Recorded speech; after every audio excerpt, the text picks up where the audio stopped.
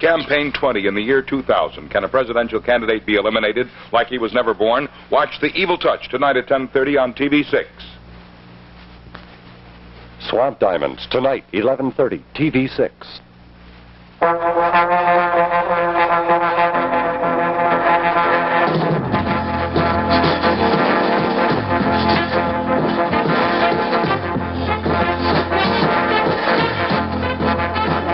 Bright, sunshiny day, but cool in Cincinnati. Temperature in the mid-50s. Welcome to Game 2 of the 1972 World Series. The American League champs, the Oakland A's, versus the National League champions, the Cincinnati Reds. Brought to you by Gillette, makers of the Gillette Track 2 two-bladed. Is the upset winners in the opening game of the World Series, and the A's have a problem. It's a pleasant problem. What to do with Vita Blue? The owner of the A's, Charlie Finley, his manager and coaches met until late last night and again this morning, trying to decide whether to keep Blue in the bullpen or make him a starter as they promised him Wednesday night in Oakland. Many feel that Blue will be more valuable in the bullpen, where he could appear maybe in nearly every World Series game. He's been tremendous in relief, saving the game yesterday and saving the pennant-clinching game in Detroit.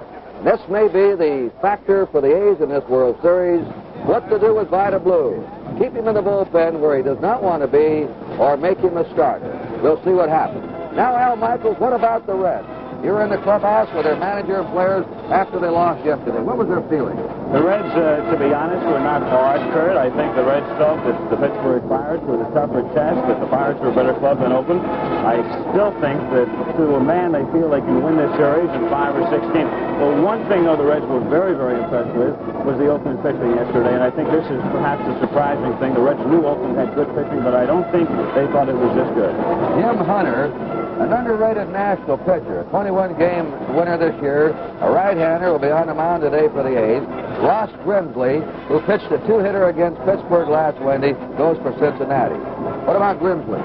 He's anything but a diplomat, you know, Curt. He started the season in the minors. He blasted Sparky Anderson. He came back, and he proved his point. He said he could win up here, and he did. He won 14 games, second to Nolan on the staff. And he's an inconsistent sort of pitcher, but toward the end of the season, he came through. They say he has as good a stuff as any young pitcher in the National League, including his own teammate, Don Gullett. When he's on, he's very tough, and you saw that against the Pirates last week, the two-hitter. All right, now let's get another slant on the second game of the World Series from our cohort down in the field, Tony Kubek. Thank you, Curt. With me on the field, the manager of the Cincinnati Reds, Sparky Anderson. And Sparky, I think something happened to you in the ball game yesterday that hadn't happened, I don't believe, all this year. Johnny Bench, your RBI man, leading off 4 times. That's a bad sign for us, Tony. And no, it hasn't happened all year, not that I can ever remember. And we go with our front three. If our front three get on, it's going to be a good series for us, because with John and Tony fouling, they always take care of everything. Tony and Bench is a good hitter up there by himself, but with men on, he becomes a great hitter like Aaron. I feel John's a little bit like Aaron. When there's men on the bases, you make them twice the hitter they are.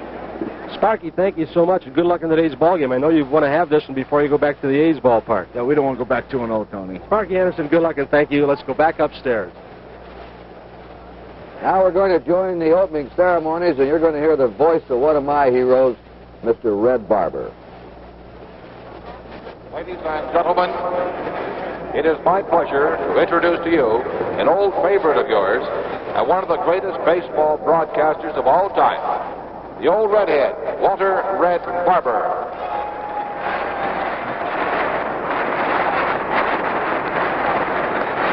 Friends, welcome to the second game of the 1972 World Series. This year marks the 25th anniversary of the entry of the black athlete into Major League Baseball. Today we are about to honor the man Branch Rickey selected to lead the way, who set a brilliant example for all to follow. He is Hall of Famer Jackie Robinson.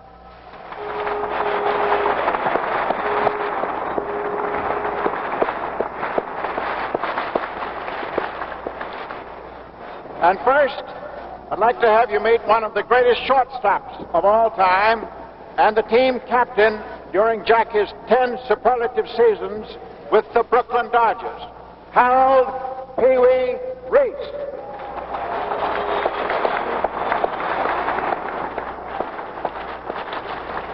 And here is the first black man to play in the American League. He had an outstanding career, mostly with the Cleveland Indians, beginning in the summer of 1947. Larry Doby.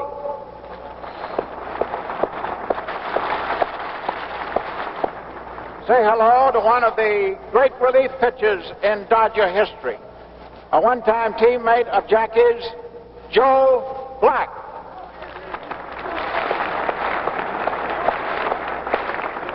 And now the president of the Dodgers, Peter O'Malley. Also here to help honor Jackie, the president of the National League, Charles Chubb Feeney. The very lovely lady standing alongside Jackie is his wife, Rachel.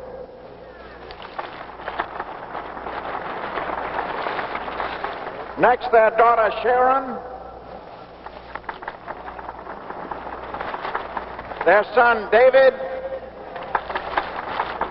And their friend, Tish Hammock.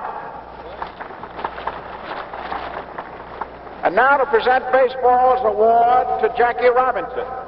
Here is the Commissioner of Baseball, Mr. Bowie Kuhn.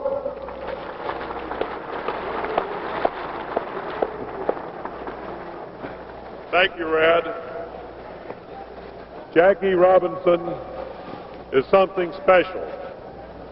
Special as an athlete, special as a husband and father, special as a human being.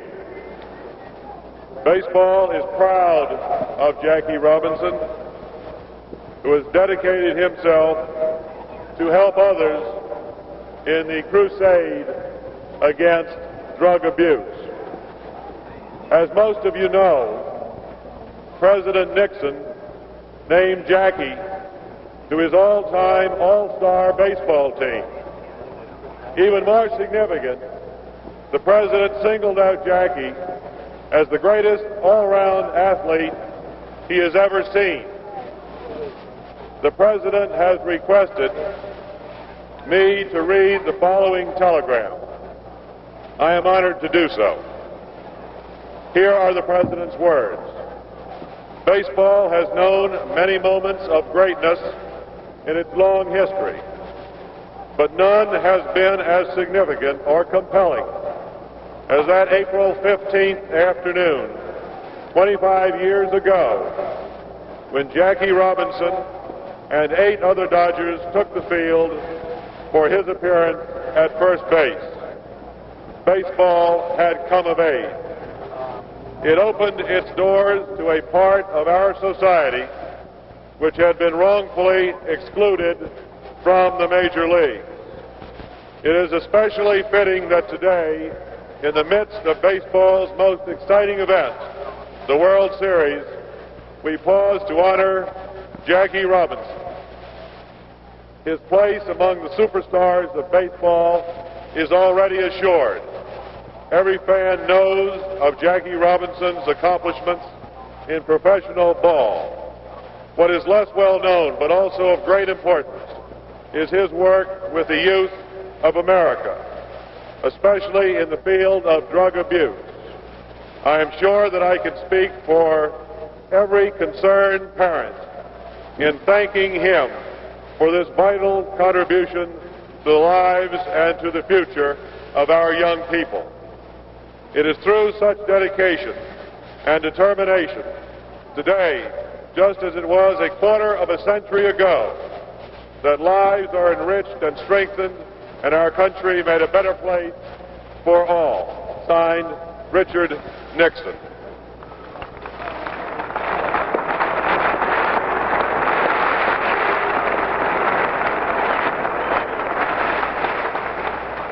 Jackie, your untiring efforts on behalf of drug prevention and drug rehabilitation among the nation's youth have been outstanding. In memory of your son, Jackie Robinson Jr., you have dedicated yourself to helping young people, particularly at Daytop a drug rehabilitation center in Connecticut where Jackie Jr. and Daytop gave so much to each other. I am pleased to have this opportunity to present to you this symbolic baseball honor. Jackie, with congratulations and thanks and all our good wishes.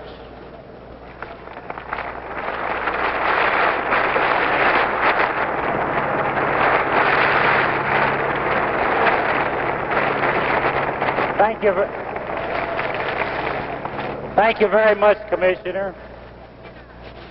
I would just like to say that I was really just a spoke in the wheel of the success that we had some 25 years ago, and personally want to say thank you to a great captain, a guy who was the leader of our ball club and who really set the pace in many, many areas. Pee Wee, thanks so much for being here today. I would like to also say that I would be a real pleasure if Mr. Rickey could have been here with us today, but to the members of the family, my entire love and gratitude for the things that he's done over the years. And I also want to say how pleased I am that my family can be here this afternoon, and to thank baseball for the tremendous opportunities that it has presented to me, and also for this thrilling afternoon. I'm extremely proud and pleased to be here this afternoon, but must admit I'm going to be tremendously more pleased and more proud when I look at that third base coaching line one day and see a black face managing in baseball. Thank you very much.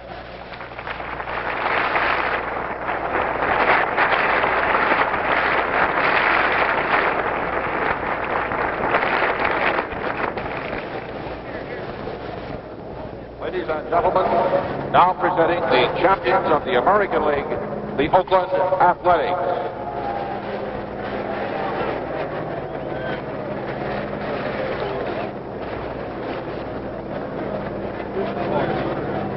And the champions of the National League, the Cincinnati Reds.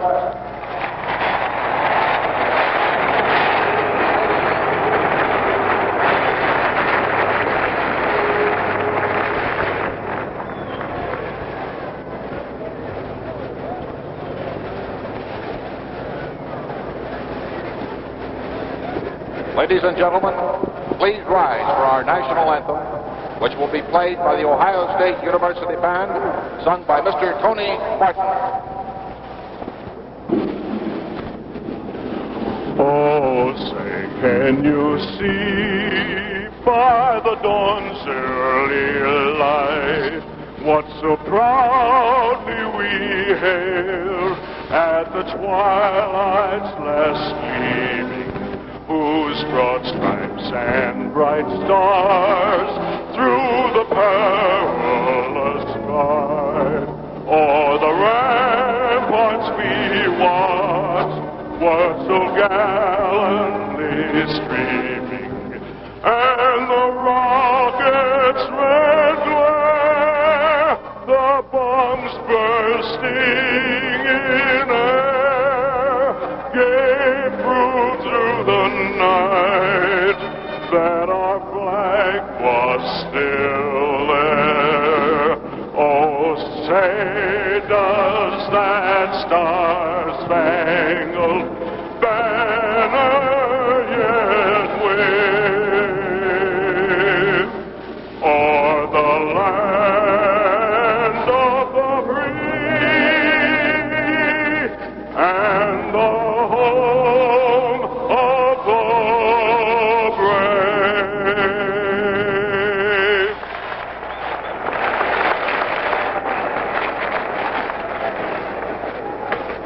A very fitting tribute to Jackie Robinson. We were delighted to see Red Barber there.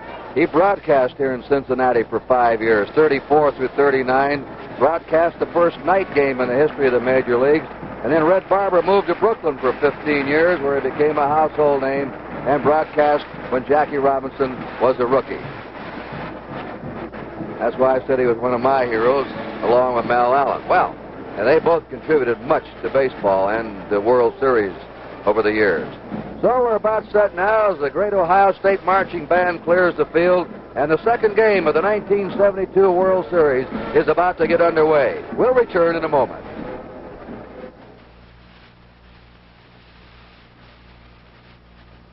extra care in engineering. It makes a difference. In Chrysler Corporation cars. Introducing the new age of automotive electronics. Electronic ignition helps you start, cuts maintenance costs. Now standard on every Chrysler Corporation car built in this country. Electronic voltage regulator to help increase battery life. An exclusive digital electronic clock available on some models. It's so precise, you can set your watch by it. Electronic ignition, voltage regulator, digital clock. Here now, and only beginning the new age of automotive electronics, with more things to come from Chrysler Corporation, from extra care in engineering. It makes a difference in Chrysler, Plymouth, and Dodge. Discover the difference. Switch one on. Which credit card should you take on vacation? Frankly, the American Express card is the only card that I would ever use. Whereas a lot of other cards are not readily acceptable, the American Express, I've never had it turned down. I've never had a question. I can't possibly imagine going on a vacation without an American Express credit card.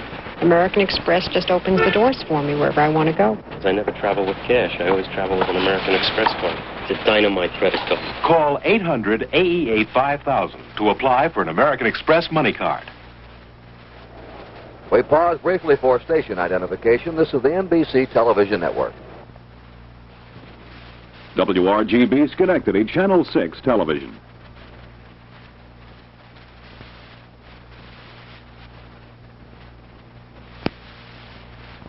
Robinson will now throw out the ceremonial first pitch.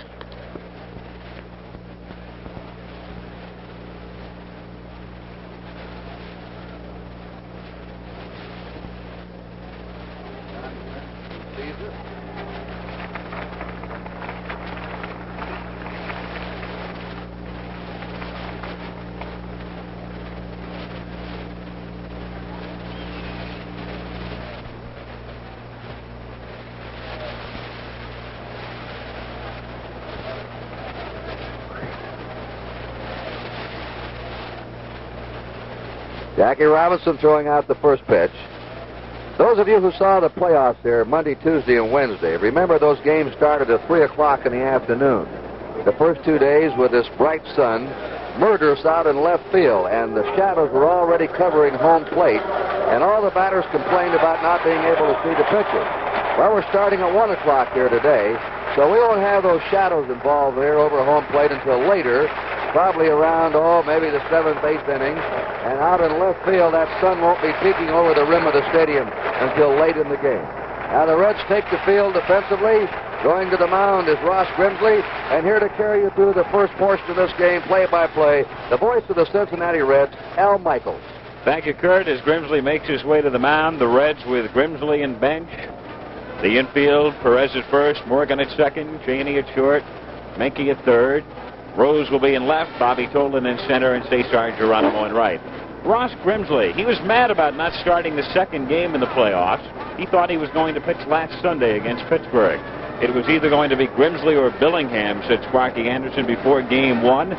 Then Don Gullett lost Game 1. The Reds thought they would have an advantage by sending a left-hander against Pittsburgh, and they decided to go with Billingham, holding Grimsley off until Game 4. The lineup for the A's, Bert Campaneris will lead off at shortstop. Matty Alou in right field, hitting second. Joe Rudy, the left fielder. Mike Epstein in the cleanup spot at first. Then Sal Bando at third. George Hendrick in center, hitting sixth. The catcher, yesterday's big hero, Gene Tennis. Dick Green at second. And the pitcher, Jim Catfish Hunter. 21-game winner this year and a 21-game winner in 1971. Ross Grimsley loosening up. Tony, you watched Grimsley throw the two-hitter against the Pirates in probably his best outing ever in Game 4. He had good stuff that day, and the ball that Clemente hit for a home run was actually a fastball almost over Roberto's head. I was speaking with Larry Shepard, the pitching coach for Cincinnati, before the ball game, and he says that Grimsley probably has the best all-around stuff on the staff. His fastball is just a shade beneath Don Gullett's, and he has to establish his curveball early in the ballgame, get it over the plate, and that will make his fastball more effective.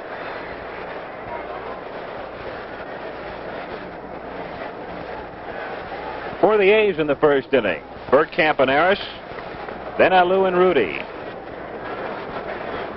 Campaneris 2 for 3 yesterday. The A's had 4 hits. Campaneris with 2, Tennis with 2. And the first pitch was strike. Campaneris at 240 during the year. 8 home runs, 32 runs batted in. He'll be suspended the first week of the regular season, 1973. Eligible in the World Series. 1-1. He expected to be booed yesterday.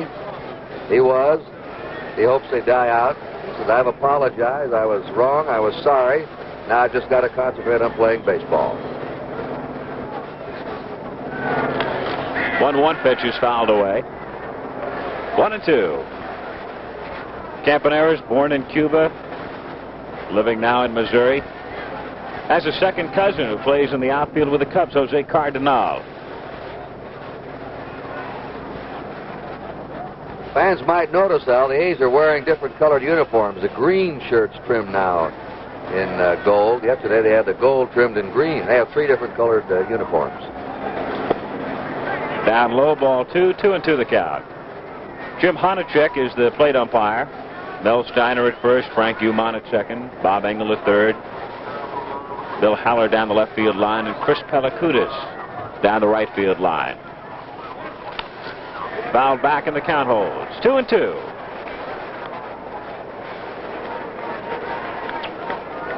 Campaneris ordinarily, Al, is a pretty good fastball hitter. Grimsby looks like he's throwing the ball by him. He's swinging late, fouling the ball off to the right side.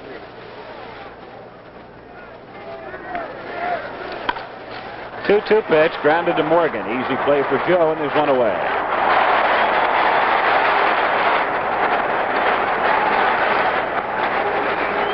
Up comes Alou yesterday, 0 for 3. Spent most of the season with the Cardinals. Came to the A's in late August. Hit .281, 1 home run. National League batting champ a couple of years ago with Pittsburgh. First pitch misses, ball 1. Won the batting championship in '66. That was his first year with the Pirates. Came up with the Giants. 1-0 the count. 1-1. With a left-hander going, the A's have changed the top of their order. Rudy's been dropped to number 3, hit second yesterday, and Alou goes into that spot. 1 out, bases empty in the first inning. No score. Alou chops it past Grimsley, but Menke there to get it and throw him out. 2 down. Riverfront Stadium, an all AstroTurf surface.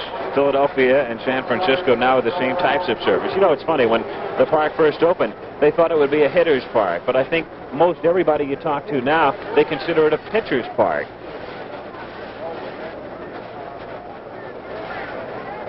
The Reds had a much better average on the road this year than at home.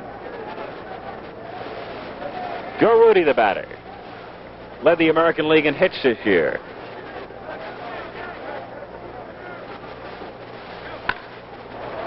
There's a base hit into left field, the first hit of the game. So Rudy is on, a 2-out single to left as Rose gets it back in, and Mike Epstein will be the batter. Rudy, that breaks a streak. He was 0 for 13 in the last 3 games, the last 2 playoff games. Game 1 yesterday when he was 0 for 4. So the A's with the first runner, Epstein the batter. When Epstein steps in, we're going to get a shot of the second baseman, Morgan, and watch how deep he plays for Epstein on this carpet here. He's almost back in short right field. Epstein was really moaning about that. They used to have a line back there designating where the end of a skin part of the infield would be, but they took it out this year. Ball 1 to Epstein. Mike yesterday 0 for 3. Hit .270 during the year with 26 homers. 2 out in the first inning, no score. Rudy at first base. In for a strike, and it's 1-1. Sal Bando will be next. The Reds playing Epstein to pull. Menke well off the line at third base.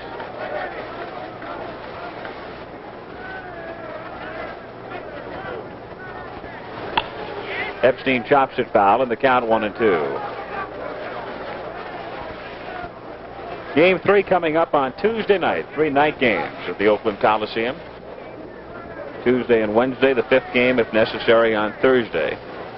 Game 6 and 7, if necessary, back here at Riverfront Stadium next weekend. Grimsley, 22 years old.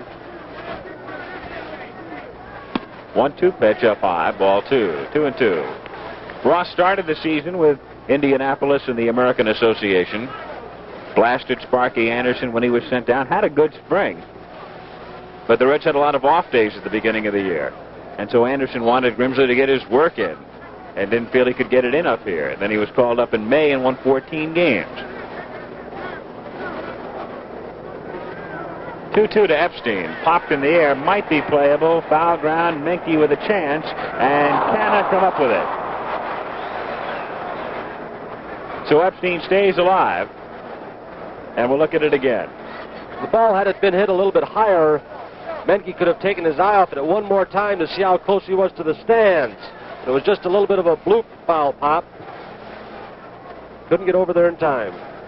2 balls, 2 strikes on Epstein.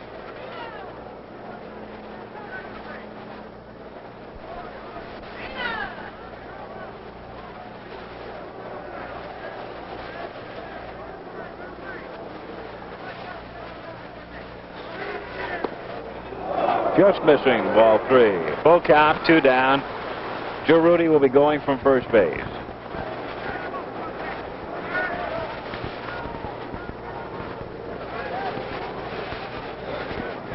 Rudy off to an unmolested lead. Perez, knowing he's going, to play back 3 or 4 steps. And the 3-2 pitch got him swinging. Epstein strikes out. Hayes gone in the first, no runs, a hit, 1 left, into the half inning, no score.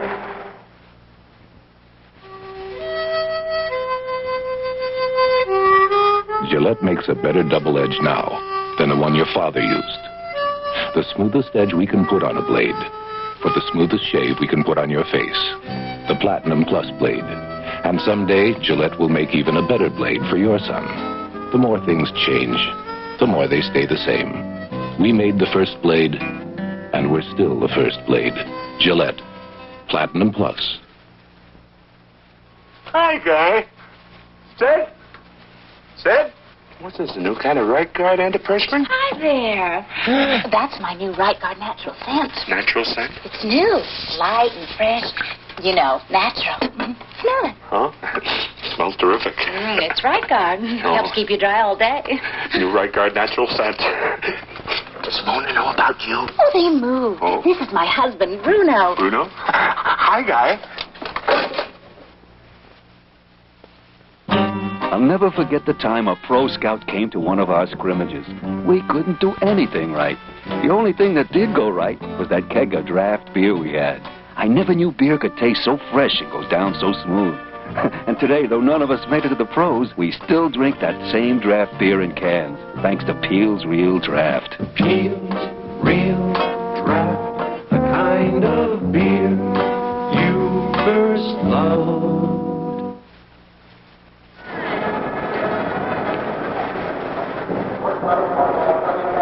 No score, bottom of the first. The Reds line up. Pete Rose will lead off in left. Then we'll see Joe Morgan at second. Bobby Tolan hitting third and center. The cleanup man, Johnny Bench, the catcher. Tony Perez at first base. Dennis Menke at third, hitting sixth. The right fielder, Cesar Geronimo. Darrell Cheney at shortstop. And Ross Grimsley. Pete Rose, 0 for 4 yesterday. Takes inside, ball 1. We're looking at one of the American League's premier pitchers today. Very underrated nationally. A 20-game winner the last 2 years. He really battles your catfish hunter. Rose, it's a high pop-up to shallow left field. Campaneris going out. There's Rudy, and it's the left fielder Rudy for the catch. 1 away. Hunter doesn't look overpowering from the stands or from your TV position, but he moves the ball up and down, in and out, different speeds, around the plate. And when he gets 2 strikes on you, he doesn't mess around either. There's his record this year, and it's an excellent record. He pitched 2 games against the Tigers in the playoff, allowed only 1 run in each game, was not involved in a win or a loss. 21-7, best winning percentage in the American League. Morgan, the batter, takes the ball 1-0. Morgan hit .292, 16 home runs, 73 runs batted in, a high number for somebody who hit in the second spot all season. 1-1 the count. No score, bottom of the first. Bases empty, 1 out. Sal Bando in shallow.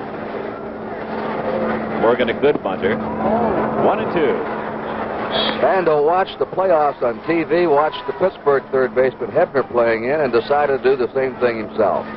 So he's playing tighter against Rose, Morgan, and Tolan, and he usually does against those type of hitters. Down goes Morgan as Hunter gets his first strikeout. 2 down in the first inning. Bobby Tolan coming up.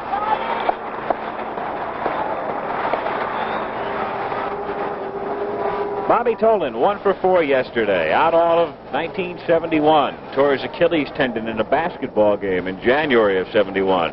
Went to spring training with the Reds, was with them in the regular season but never activated, then retore it in Los Angeles in May. Unique style, holds the bat weight up, takes the ball 1-0. A lot of people think he has a hitch in his swing, but with his average, I guess you call it style, don't you?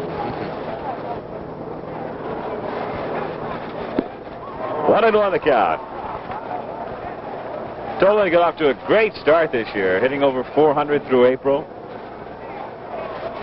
Watch him again. Look at the last pitch. He does have a hitch, actually, Al, but he gets over it before the pitch is on the way. Tolan missing a bunt attempt. 1-2. Bobby's in his 4th World Series. Came over from the Cardinals. Played with the Cards in the 67 and 68 series, with the Reds in 1970. Count holding at 1-2. On deck is Johnny Bench. Al, you notice when Hunter's ahead, he doesn't tease you with bad pitches. He comes right back in, tries to make you hit his pitch in the strike zone. Doesn't waste many pitches. 1-2 to Tolan, and down he goes. On a check swing, Tolan strikes out. Honachek checking with the third base umpire. Engelus said he comes around, and Tolan strikes out. So Hunter gets 2 strikeouts, sets the Reds down 1-2-3 in the first, and at the end of 1, A's nothing, Reds nothing. To the equitable agent, no 2 people are alike. Is there anyone else in the whole human race with your kind of style and your kind of grace? No 2 people are exactly alike, and that's what the equitable agent never forgets.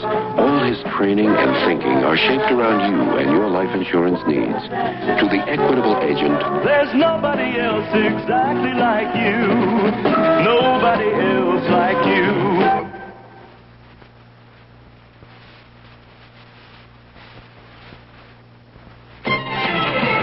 Time for making a party for friends or the neighborhood. So make your party with Kentucky Fried Chicken and make it finger-licking good. Right now it's Party Pleaser Month at your Kentucky Fried Chicken store. So for any kind of a party, big or small, have a party with the Colonel. America loves what the Colonel cooks. Anytime, any place, it's finger-licking good. There are the A's coaches. Irv Noren, the third base coach, second year as a coach in the majors with Oakland. At first base, Jerry Adair, former American League infielder. Adair in his first year as a coach. No score. Second inning, game 2 of the 1972 World Series. Oakland winning yesterday 3-2. And the 5, 6, and 7 hitters. This is Sal Bando with Hendrick and Tennis to follow. Ross Grimsley working for the Reds. Fouled back 0-1. Sal Bando, great college player at Arizona State. Reggie Jackson went there. Rick Monday, used to be with the A's, was there. Signed after his junior year.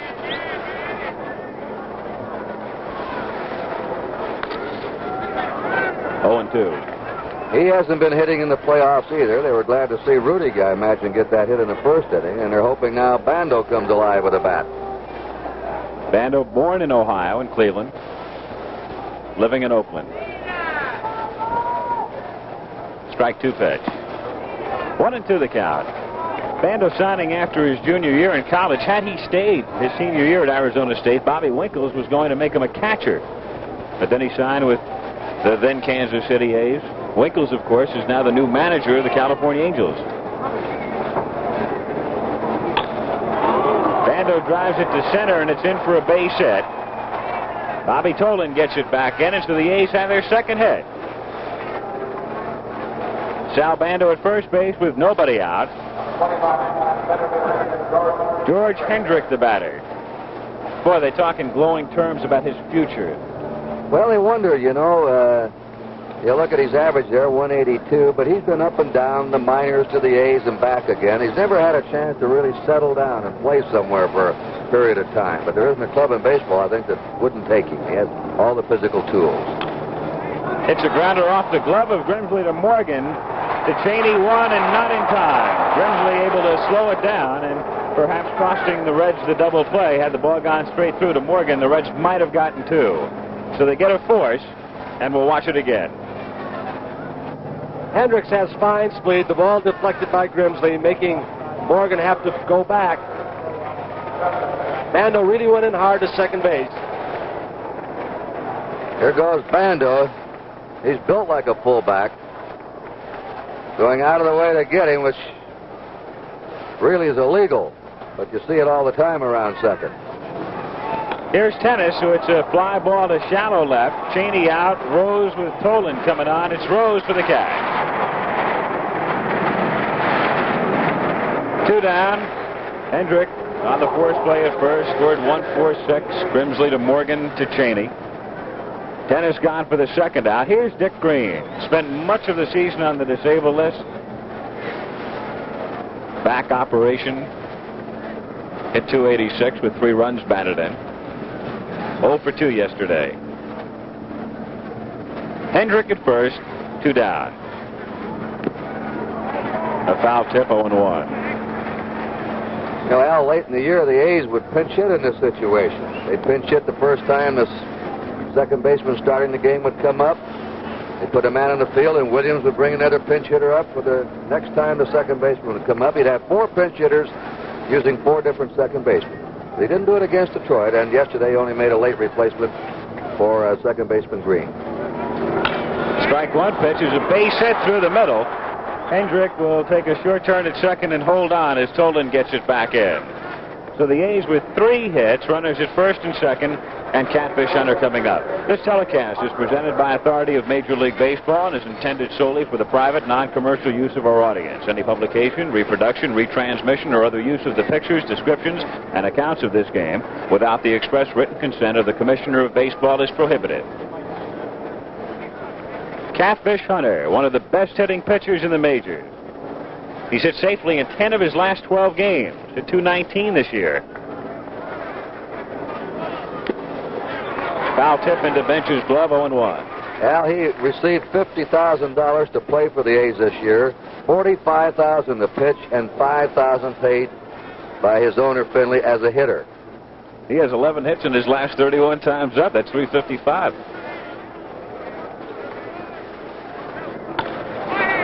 Base hit into left field. Hendrick around third. The throw by Rose, and he's safe at home. Bench able to pick it up to hold Green at second, and the A's take a 1-0 lead. So Catfish Hunter, 11 out of 13 now. He made a good throw. Hendrick made a very sharp turn at third base, which made the play for the A's and for himself. You can see why they like Hendrick, because he can run, he can throw, he can do a lot of things. And his speed, a slower man, might have been out at home plate. But Hendrick scores from second on the ball sharply hit to Rose in left field, who had a good throw to the plate. 3 hits in the inning. Oakland on top 1-0. Green now at second. Dick off to his lead. Catfish Hunter at first, wearing a warm-up jacket on a very chilly afternoon. Temperature in the low 50s. Campaneris the batter. Ball 1 to him. Campaneris grounded out in the first inning.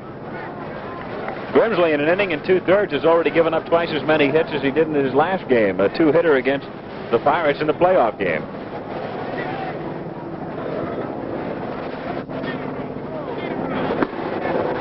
Ball 2, 2-0 the count. The Reds will get some activity in the bullpen. Pedro Bourbon is going down to the pen to begin to heat up for the Reds.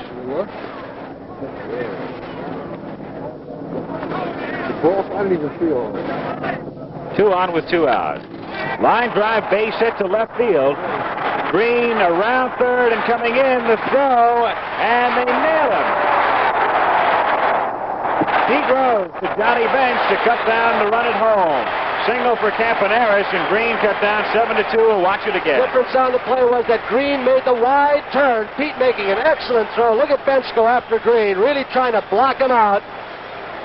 Here it is again. Bench up the line about 6 feet in front of the plate, has him completely blocked out, and makes the tag. But 4 hits that inning for the 8th. 1 run, 4 hits, 2 left, end of an inning and a half. Oakland 1, Cincinnati nothing. This is a Plymouth engine plant, and every engine built here goes through this engine function tester. It finds problems that people don't find. That's the kind of thing that makes the 73 Fury run better inside while it looks better outside. Isn't that the kind of car we've all been looking for? Plymouth Fury. Extra care in engineering. It makes a difference. Merrill Lynch is bullish on America, and we've got 29 different ways to help you share in America's growth. Like over-the-counter stocks. Investors are looking for fast-growing companies, and we think the over-the-counter market is a good place to find them. Ask us about over-the-counter stocks, or most any kind of investment. Merrill Lynch has 29 ways to help you share in America's growth. Merrill Lynch is bullish on America. Let's look again. Here you see Green. Watch how wide he goes. Hendrick cut the base much more sharply. Now he goes way out, giving himself a bad angle coming into home plate. He wasted quite a few steps. You don't have to be fast to run bases well, but you've got to cut the bases if you're going to score. 1-0 A's. Johnny Bench leading off again. Bottom of the second. He led off 4 times yesterday. 5th time in a row in the series. A strike, 0-1. That's what Sparky Anderson was telling you before the game, Tony. The first 3 men have to get on. They didn't, and again, Bench leads off.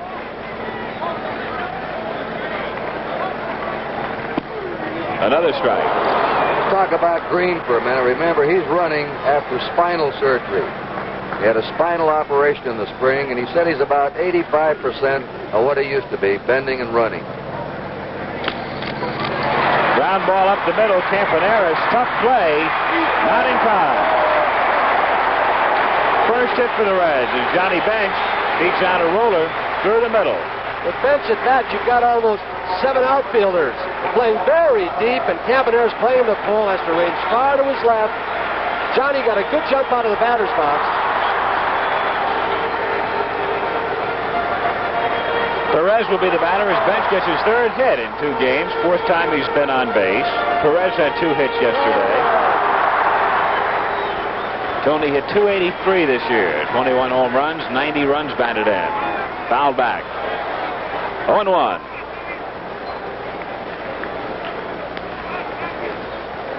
Sixth year in a row, Perez with 90 or more runs batted in.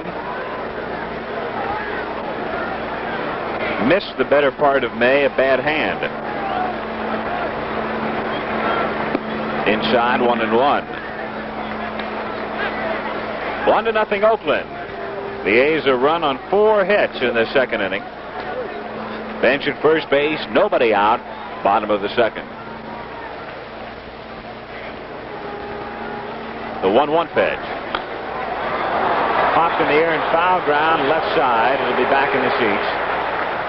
1-2.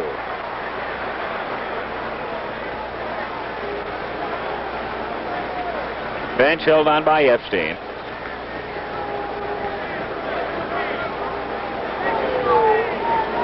One and 2 on Perez. Jim Hunter 21-game winner. Hasn't lost since the 25th of August. Ended the regular season with a 5-game winning streak.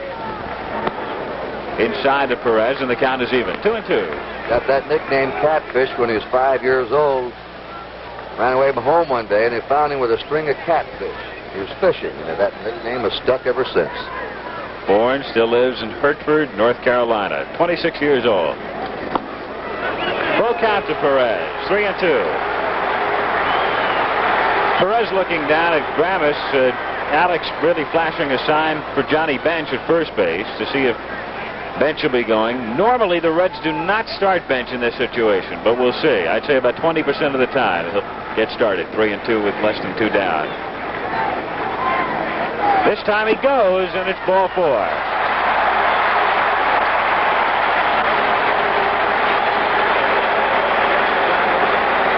So Bench now at second. Perez at first. Menke the batter. Dick Williams in the A's dugout. Dennis Menke, 0 for 3 yesterday. Hit .233. 9 home runs, 50 runs batted in. At 20 runs batted in 1 month, August. Hunter usually has good control. He averaged 2 walks every 9 innings he pitched this past season. Bench at second. Perez at first as Menke waits. Bunted foul off to the right. Strike 1.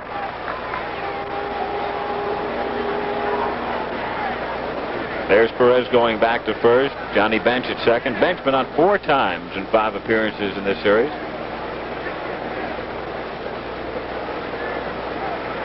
Oakland on top, 1-0. Sal Bando in to check with Hunter to see how they play it as far as the bunt is concerned.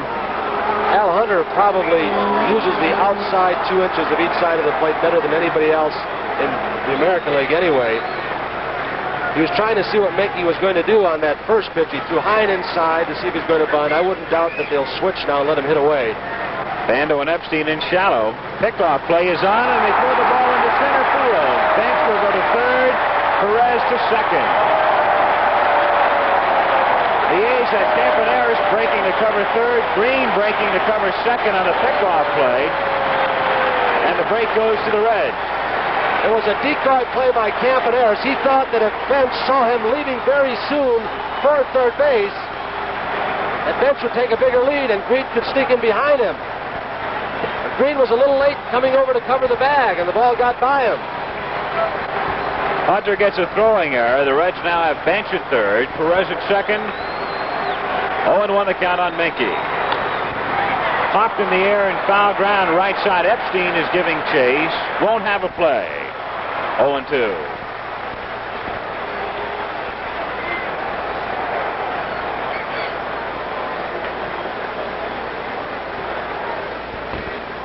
On deck is Cesar Geronimo.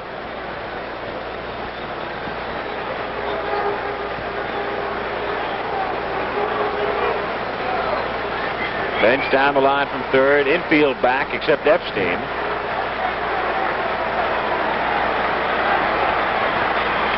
The A's will give up the run on the ground ball. Up high, ball 1.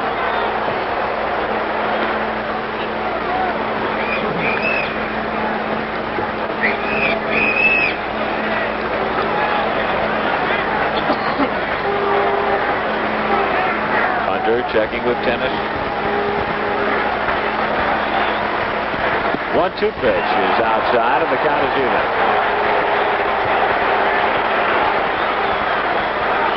Two and two on Menke.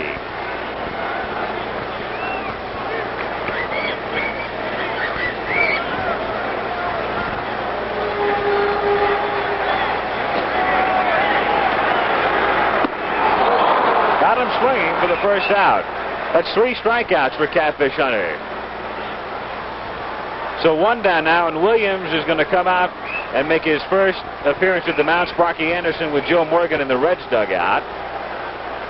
And Williams with Bando and Hunter and Tennis confer at the mound, and that's the maximum. You can have only 4 people at the mound during a conference in the World Series.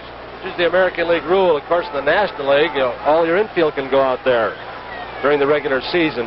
Williams is right out there now, asking his pitcher Hunter whether he'd like to put Geronimo on and pitch to Cheney with the bases loaded, set up a force possibility on any base.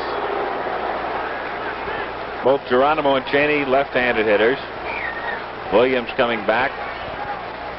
His first year as a manager in the minors at Toronto, 1965. It's interesting, he succeeded Sparky Anderson. Anderson's first year as a manager, 64, same club, Toronto, International League. You'll see Williams a lot in this World Series. He comes to the mound, always talking it over with his pitcher, catcher, infielders. By contrast, almost any time Anderson comes to the mound, it's to make a pitching change. They'll pitch to Geronimo, a .275 hitter during the year. Swung on and missed, 0-1. Geronimo off to a very slow start this year at the plate. Benched for a while. Great arm, though, and so Anderson put him back in the outfield in July and played him the entire last month of the season. 0-2 the count. Geronimo at .295 after the All-Star game. Born in the Dominican Republic. Didn't play baseball till he was 18 years old. Pop foul out of play. Geronimo was originally signed by the Yankees. They signed him as a pitcher.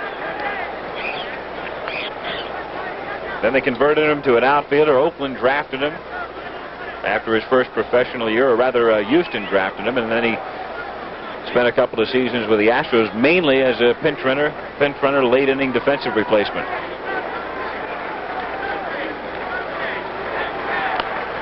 Fouled back again, 0-2 the count. Bench at third. Perez at second. 1 out, bottom of the second inning. 1-0 Oakland.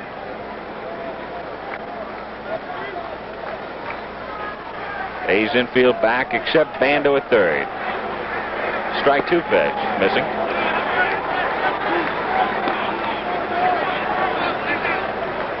One and two on Geronimo. Hunter trying to get out of a second inning jam. Sparky Anderson with Joe Morgan. And Geronimo fouls it off again. Al, the A's in the outfield, Rudy, the left fielder, and Hendrick, the center field, are playing Geronimo as a left field hitter. There's a wide open space between Hendrick and the right fielder, Alou. Alou is playing him as a pull hitter, so big space in right center. Geronimo 4 home runs during the regular season, hit a big one in the playoffs, Game 5. Pulled the Reds to within 1. 0 for 3 yesterday. Up high and the count is even. 2-2.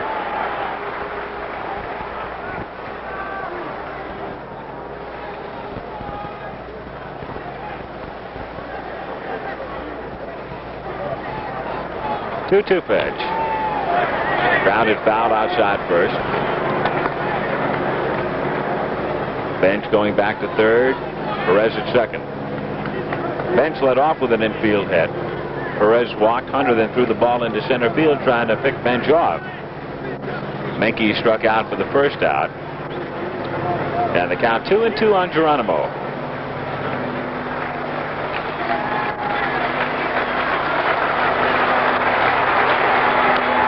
Foul back again, so Hunter working to get Geronimo. Throwing a little bit harder to both Menke and now Geronimo. He wants the strikeout. Ordinarily, he's the type of pitcher that tries to get you to hit the ball somewhere. Doesn't like to throw a lot of pitches.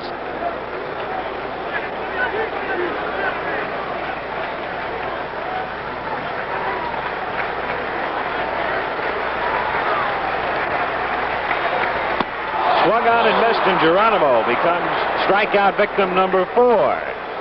So Hunter struck out Morgan and Tolan in the first, Menke and Geronimo in the second. 2 down. Runners still at second and third, and Cheney the batter. And he really had Geronimo chasing a bad pitch. Here's Dick Williams coming out again. Cheney, the left-handed hitter. Williams already getting booed by the Cincinnati fans for his frequent appearances to the mound. And again, here they're talking about walking Cheney with first base open. Should you walk Cheney to get to Grimsley? And also, we talked about the fact that the American League rule for men at the mound, maximum, National League, any number. The other thing now in the World Series, you can make as many appearances as you want at the mound. In the regular season, if you go out a second time in an inning, you have to make a pitching change. You might see those empty seats in the background. Those are seats only used for professional or college football games here. They are never used for baseball. We have a complete sellout again today. Yesterday, the largest crowd in the history of Cincinnati baseball. 52,918 yesterday, about the same today. And they're going to walk Cheney. So they'll take their chances with Grimsley. And we talked about it yesterday. As far as the Reds are concerned, the worst thing that could happen, Grimsley goes out and you start the next inning with the top of the order. The Reds like to start an inning with Pete Rose. So Cheney, a .250 hitter, will be walked to get to Grimsley. They used to laugh about Grimsley as a hitter. A lot of jokes in the clubhouse. And then the other day, of course, in his finest hour, not only did he pitch a two-hitter, he picked up 2 hits, a single and a double.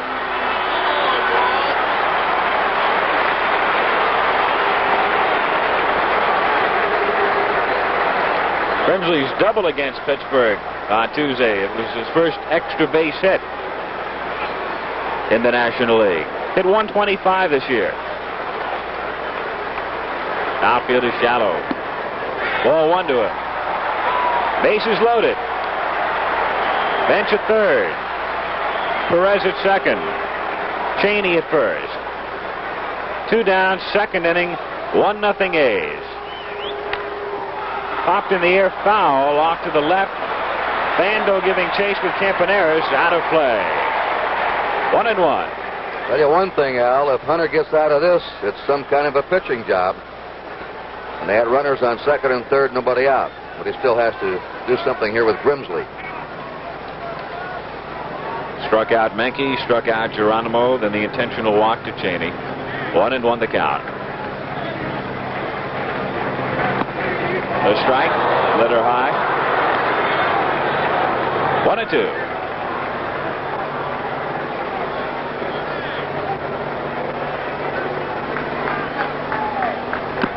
And down he goes as Hunter strikes out the side. So the Reds threaten, nothing doing, no runs, a hit, 1 error, 3 left. End of 2, 1-0 Oakland.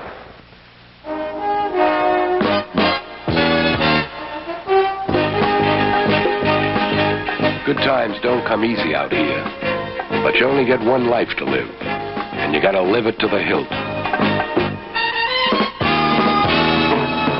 Second chances are never handed out, so you go for the gusto in everything, even the beer you drink.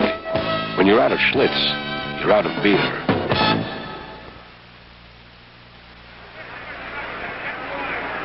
Hello. I'm interrupting your TV picture with good news about color TV. Know what's in back of many TV repairs?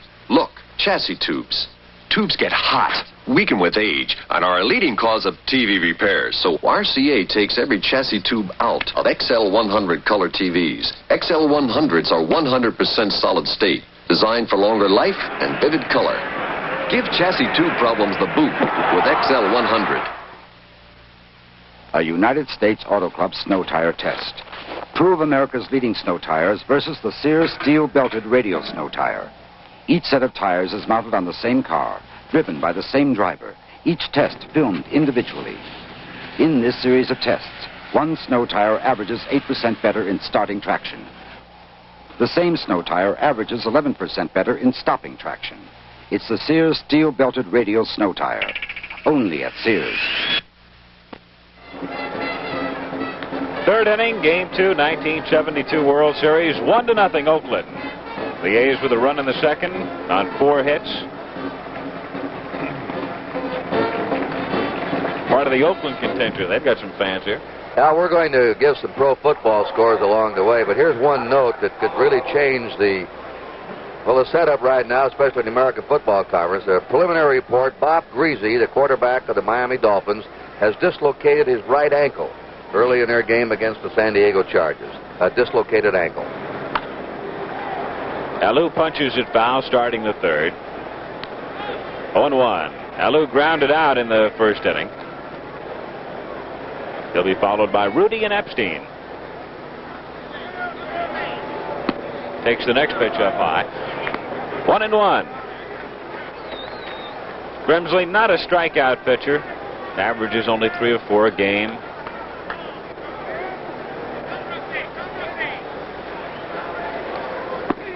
In for a strike, 1-2. A lot of times this year, even when he's pitched effectively, a lot of balls have been hit to the outfield. You look in the scorebook and you'll see a lot of 7s, 8s, and 9s. Fly balls to the outfield. Oftentimes, he's given up 4 or 5 balls to the warning track in a game. Punch to Menke at third. And he gets him. 1 away.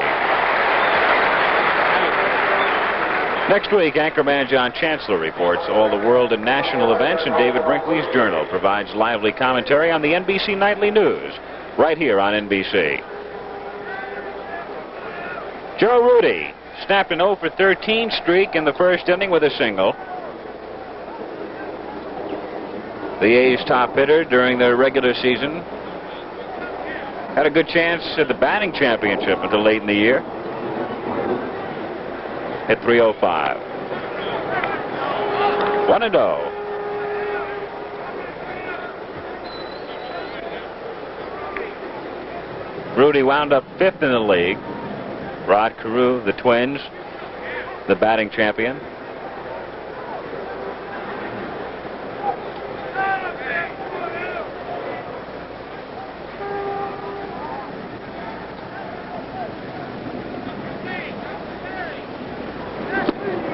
Over for a strike and the count even.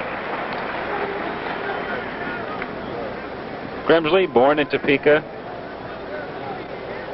moved to Memphis, Tennessee when he was young, went to school there. His father pitched briefly in the majors with the Chicago White Sox in 1951. Pop foul out of play. 1-2. Grimsley's father is here today. He has seen his son pitch 5 different times, and his son is 5-0 with his father in the stands. Got to travel his father. They're thinking about it.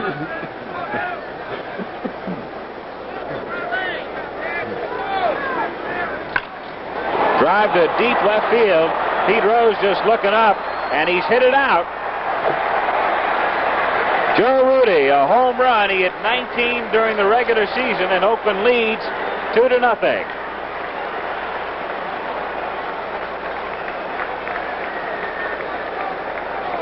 Joe Rudy getting hot now. He is the best all-around batter on the A's. The most complete hitter. Can drive the ball to all fields with power. And he pulls this inside pitch and hits this one high and deep, well back in left field. Joe Rudy hits the 3rd A's home run in the World Series. Epstein grounds it on 2 hops to Perez at first for the unassisted out, 2 down. Bando will be the batter, and the Reds again with activity in the bullpen. Right-hander Pedro Borbon, who is up in the 2nd inning, throwing again.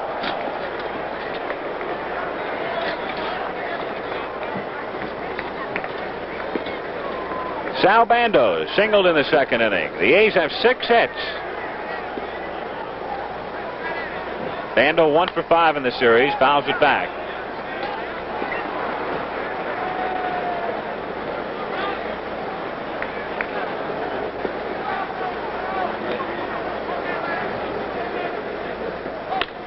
Oh, 1 is grounded to short.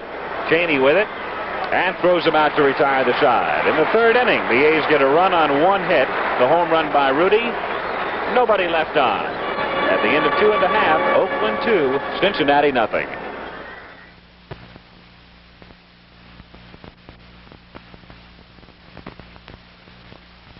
I'm Walt Dahlbeck, test engineer. I use Shell gasoline in my car because I know firsthand how Shell products perform in the Dragon Wagon. That's the Dragon Wagon. This unique 8-wheel drive vehicle will haul 8 tons just about anywhere. To help lubricate it, we use a special aeroshell grease developed by Shell Research. It's designed not to freeze at 80 below. And it simply will not melt, not at any temperature. And it also has outstanding water resistance. thanks to a patented shell formula. Now, I know a lot of scientific effort had to go into developing this Shell grease, so it makes sense to me that Shell's gasolines must be designed for good performance too, because gasoline is Shell's #1 product. Get Shell, Super Shell, or non-leaded Shell of the future, because Shell products perform. Buffalo against Oakland. Check local listings for the game to be seen in your area. And an interesting factor, it's been raining in the Bay Area the last 5 days. They're worried about what the football game might do to the playing field.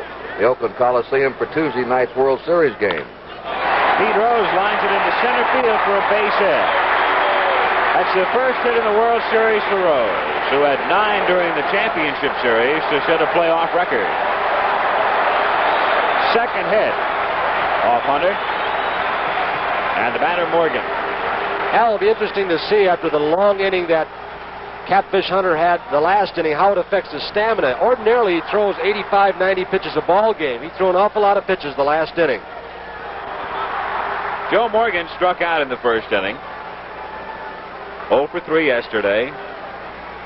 Still bothered with a sore heel. Pops it in the air and foul ground. Tennis coming back and has a play. 1 away.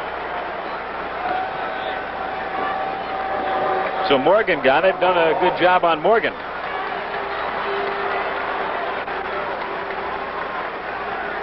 Bobby Tolan coming up. The Reds think they can run on Gene Tennis, the A's catcher. Let's see if Rose challenges him now. Rose held on by Epstein. Tolan, the batter, struck out his first trip. 1 for 5 in the series. 0-1. The Reds with more activity now in the bullpen.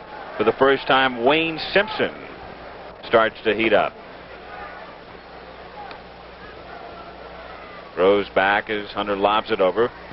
Wayne Simpson with the Reds in 70, but ineligible to play in the World Series on the disabled list. 0-2. Breaking pitch.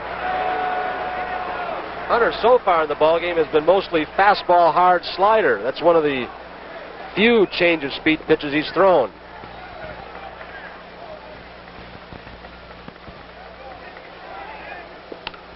Tolan fouls it off. 0-2 the count. The A's are running the second, 1 in the third. On top, 2-0. Rose at first, 1 out, bottom of the third.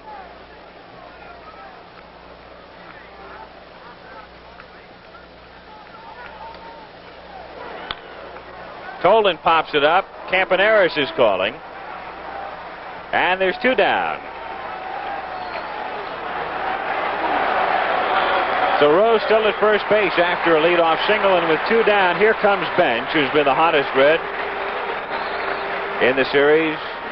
At the end of the playoffs, of course, with a dramatic home run.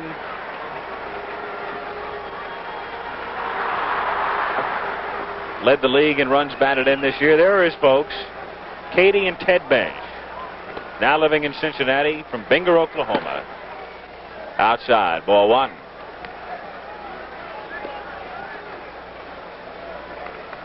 National League's MVP in 1970. Could win it again this year.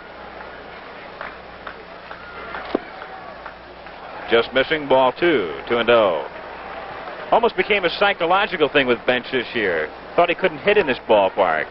Got very hot on the road, and then the Reds would come in off a road trip and he'd slump at home, get hot again out on the road.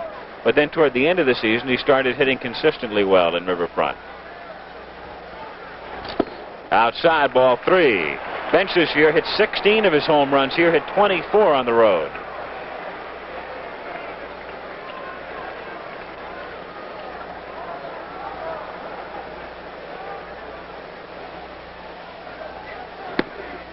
Three and 1. Bench must feel very peculiar up there. There's a man on base for him. First time in the World Series, Bench hasn't led off in an inning.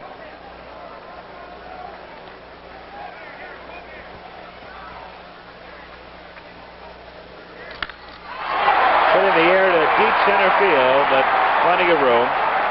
Hendrick there, and the side retired. So Rose leads off with a single. He stranded at first. No runs, one hit, one left. At the end of 3 full, A's 2, Reds nothing. Hi, Hank. Shaving close for your big close-up, huh? Yep. Well, don't cut yourself. Sam, I don't have to cut myself to shave close. This is the Track 2, the two-bladed razor from Gillette. The blades are recessed, so it's safer. Recessed? Then how come it shaves so close? Because when the first blade shaves your whisker, it stretches it out from the skin. And before it can snap all the way back, the second blade can shave it again, closer. What if I went back again with my one-blade razor? The whisker snaps back too fast. Gee, that's a great shave. And that's not even my good side. The Gillette Track 2, the two-bladed razor. Sports fans, here's a great offer from Gillette.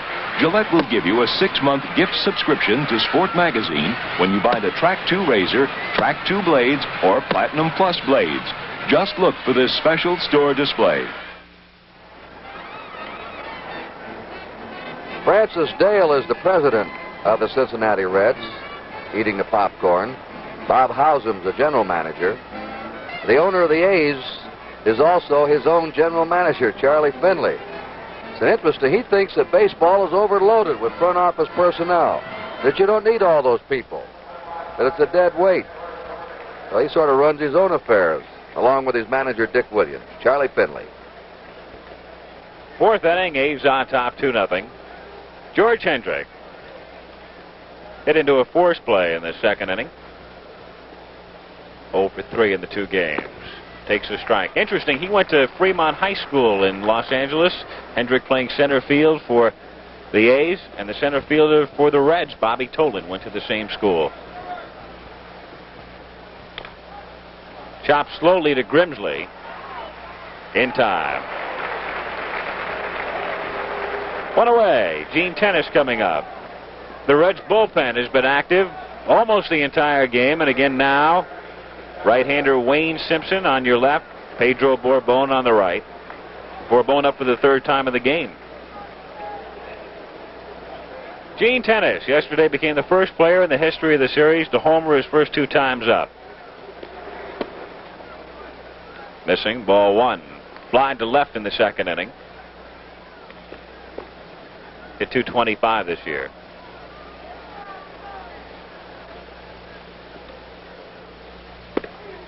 One and one. Al, I was interested. I know you must have been too. He says the correct pronunciation is Tenachi. Fury Gene Tenachi is his name, but he has anglicized it now to Gene Tennis. Grounds it to Cheney. And the throw to Perez gets him 2 down.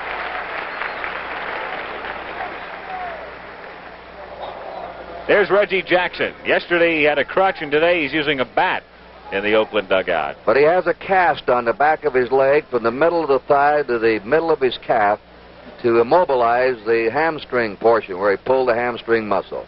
He's out of the World Series all the way. Dick Green singled in the 2nd inning. Fly ball to right field. Cesar Geronimo drifting over. And an easy inning. It's the first time Oakland's gone out 1-2-3. At the end of 3.5, it remains A's 2, Reds nothing.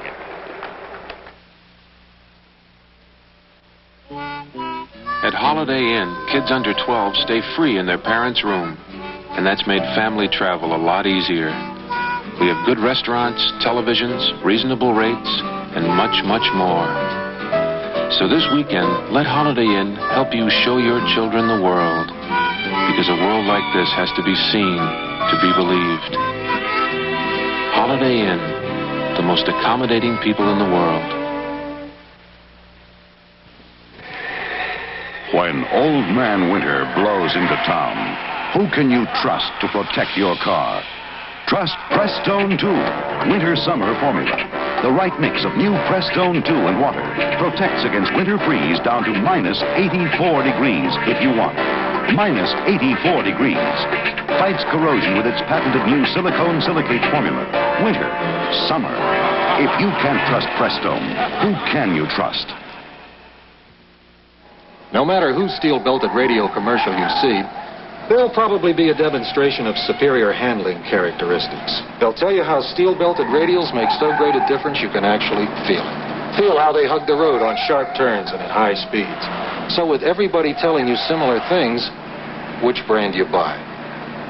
Well, only Uniroyal can tell you this. Worldwide, we've been selling steel-belted radials 10 years longer than any other American tire company. Al Michaels with Curt Gowdy, Tony Kubek. Bottom of the fourth inning, Tony Perez leads off for the Reds. 1-0. Perez walked in the second inning. Perez, Menke, and Geronimo. Ball 2. Catfish Hunter in 3 innings has walked 2, 1 an intentional walk. He struck out 5. Last man to pitch a perfect game in the major leagues. Did it in 1968 against the Minnesota Twins.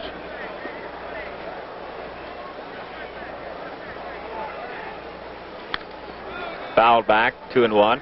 In the Reds bullpen, more activity, but this has nothing to do with today's game. It's simply Don Gullett down there loosening up, getting in some work between starts. Figures to go in Game 3 Tuesday night at Oakland. Perez grounds it up the middle for a base hit. That's his third hit in the series. That's the third inning in a row the Reds have had the leadoff man on. Bench singled in the second, Rose in the third, Perez here in the fourth. We pause briefly for station identification. This is the NBC Television Network. WRGB Schenectady, Channel 6 Television. Dennis Menke struck out in the second inning. 0-1.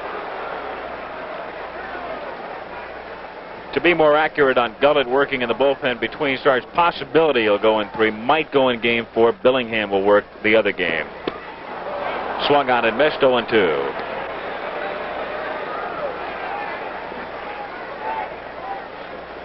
Pedro Borbon, the right-hander, for the 4th time in the game, is up and working with Gullett. Outside to Menke. 1-2.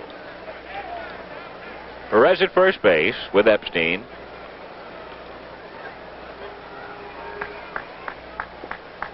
Oakland leading 2-0.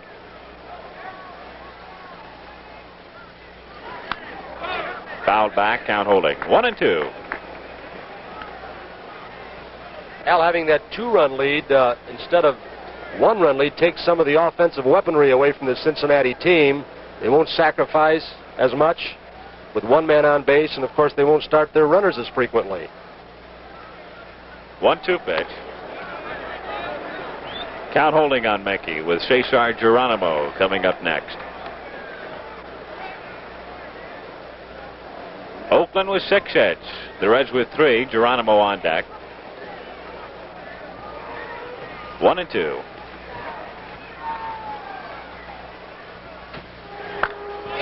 Drilled foul left side. So Menke fouling him off. That's one of the few bad curves Hunter's throwing. That one hung right over the plate. He may get shelled here yet, but he just doesn't give those hitters much. He was in trouble in the second, got off the hook.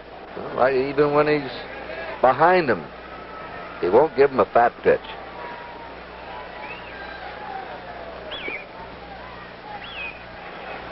In from the side, and it's outside.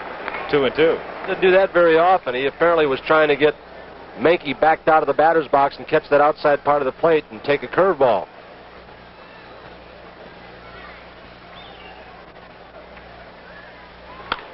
Grounded to short, could be 2. Green for 1, back to first, and it's dug out for a double play. Campaneris to Green to Epstein as Perez is cut down at second. First double play for the A's. We'll watch it again. Watch it again. Let's watch this takeout by Tony Perez.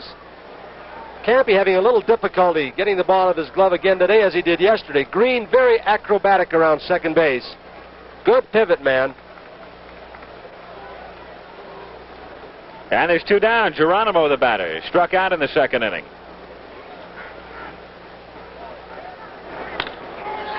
Grounds it to Epstein, who stays with it. Makes the play unassisted. Side retired. No runs. 1 hit. Nobody left on. We've played 4 at Riverfront. It's 2-0 Oakland. Tijuana Smalls, get on board, get on board. Ride that aromatic aeroplane. The taste of freedom calls. Tijuana Smalls. You don't have to be a big gun to smoke them. Tijuana Smalls Aromatic, the taste of freedom. And you don't have to inhale them to like them. The taste of freedom calls.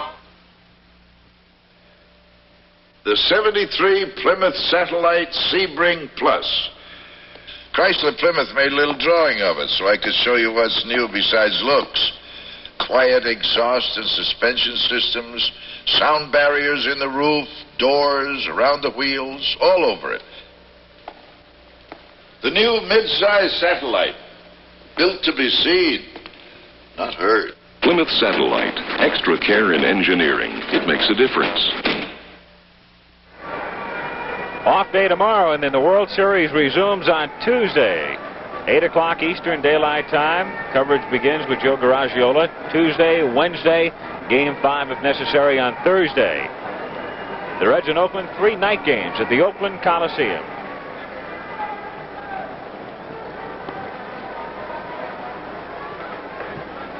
Oakland on top 2-0 as we go to the 5th inning. Riverfront Stadium in Cincinnati.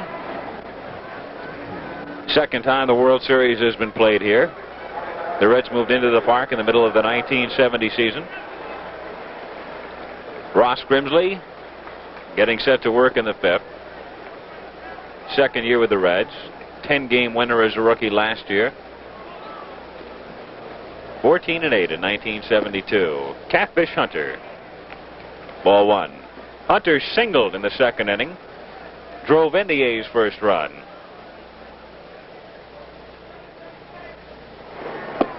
Outside, ball 2.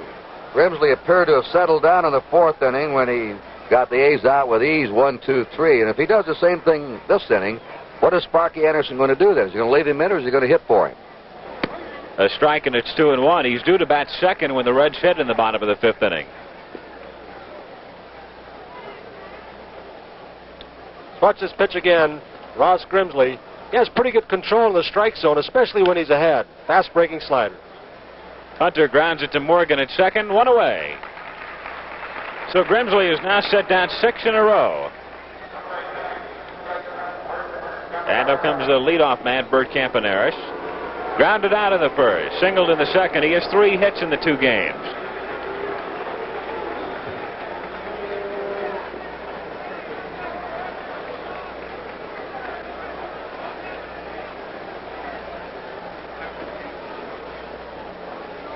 One out, bases empty. Grimsley hasn't walked anybody. He has 1 strikeout in 4 1/3. Got Epstein in the 1st inning. Ball 1.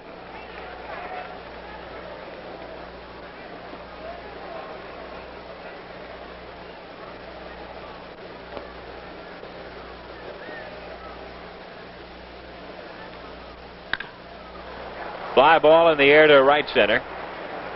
Tolan and Geronimo converging. It's Geronimo. 2 down. That's 7 straight for Grimsley, who now faces Alou, who's twice grounded to 3rd.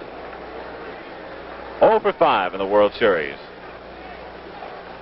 Al, I think this artificial turf is more well suited for Matty Alou than even the players on your team. He has that chopping style, and when you play him in, he might bounce it over your head. If you play him back, he bunts on you. Takes a strike. He loved it in St. Louis, where the dirt out in front of home plate is really hard. A lot of high chopping singles. The dirt in front of home plate here is not as hard. Grounded to short. Darrell Cheney throws him out. And the A's go down 1-2-3. 8 straight for Grimsley. No runs, no hits, nobody left at the end of 4 1/2. Oakland 2, Cincinnati nothing.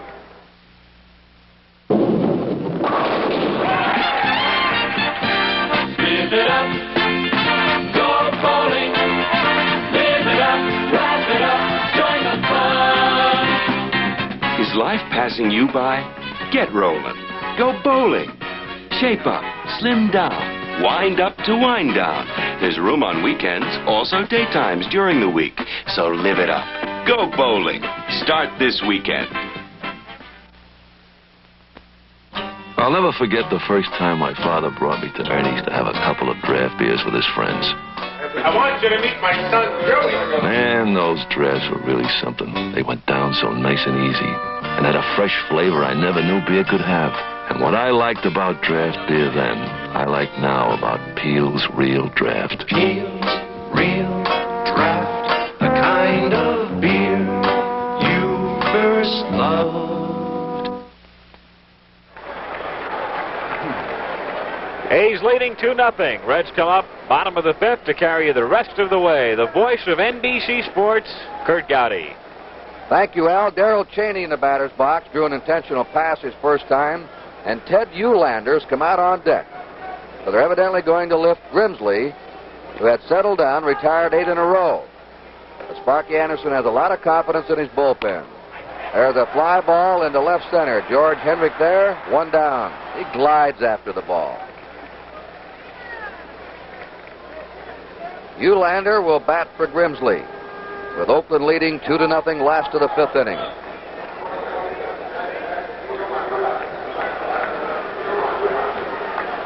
Two runs, 6 hits for the A's. No runs, 3 hits for the Reds. Eulander hit 159 this year. No homers, 6 RBIs. From McAllen, Texas, 32 years old. He's played for the Twins 4 years, Cleveland 2 years. Pete Rose on deck at the top of the Cincinnati batting order. And he drives that one into left center. Over the outstretched glove of Joe Rudy, backed up by Hendrick. Eulander has a pinch hit double. Just eluded the tip of the glove of left fielder Rudy. Curt, the Reds now are doing what a lot of American League teams do. Let's watch Rudy go after this ball. They're swinging at the first pitch. Rudy had a pretty good jump. He was playing Eulander as a late swinger. Hendricks alertly coming from the center field position, backing the play up, saving a possible triple. That was a good backup play by George Hendrick in center field. That might have been a triple. He was alertly over there. Rose flied out and spiked the single to center in the third.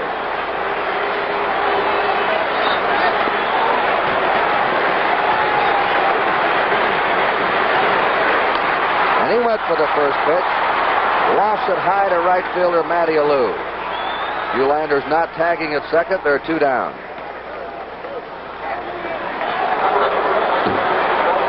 Jim Hunter had gone over to back up a throw in case it went to third base.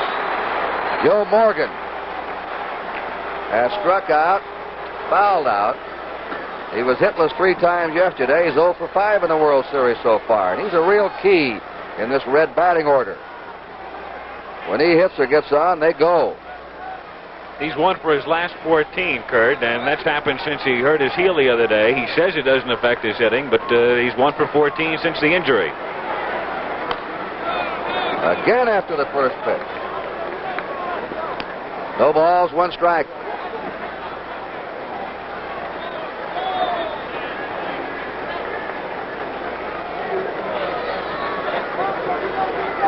Two down, Eulander at second. Epstein up for the ball. Now drops it. He had it, and as he started the bag, he left the ball on the ground. We'll see how they score this one. Epstein says, well, sorry, Jim. An error has been charged on Epstein at first base. That's the second error on the A's.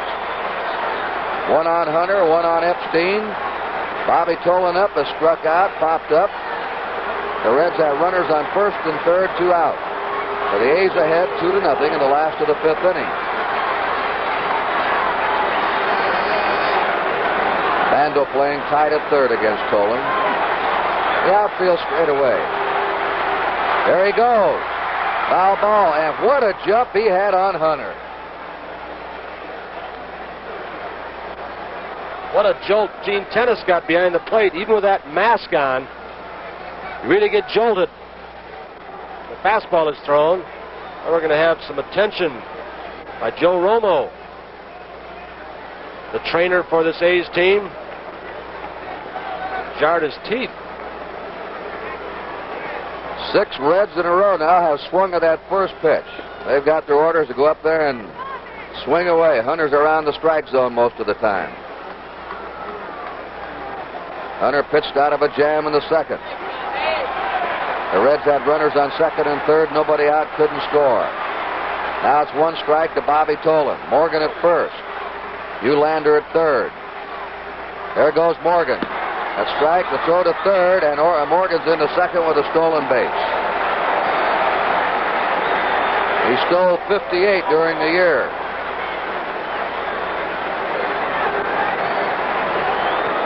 Here's the throw back. Let that tying run get down to second without a play on him. Now there are 2 strikes to Bobby Tolan. Runners on second and third, 2 out. Just a piece of it.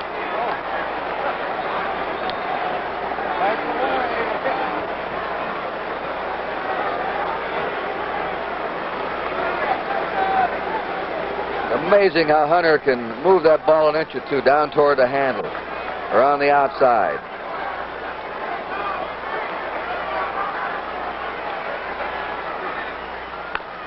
He had him full in the curve.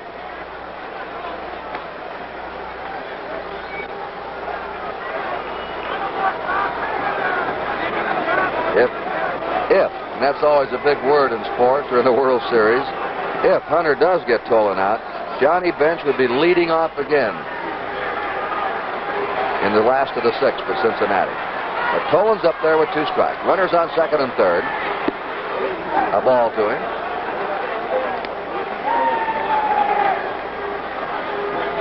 Jim Hunter, one of 4 pitchers on the A's who have pitched a no-hit game.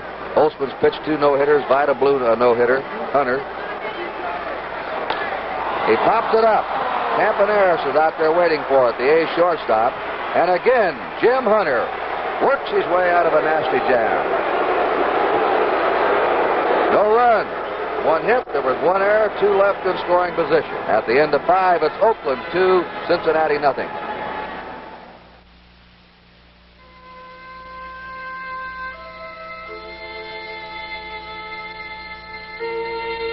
Chrysler has always been an automobile with a tradition of performance on the open road.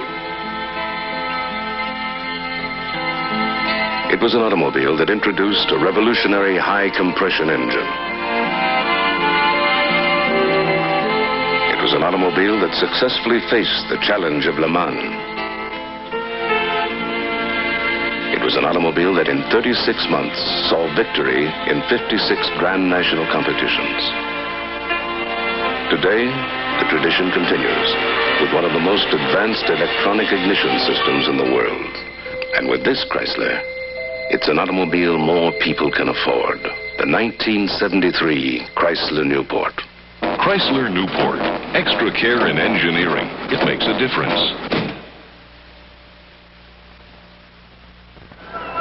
We pause now for station identification. It's a case for Colombo when a fake kidnapping turns into a real murder tonight. Right. Teen Angel. This is where I had my last date with Betty Lou, back in '57. Boy, they never had shows like this. And then where's the colas, huh? Uncola. Uncola. Hey, I'd have had a 7-Up, too. But with Betty Lou, it was always cola and fries. Betty Lou, you really done me wrong.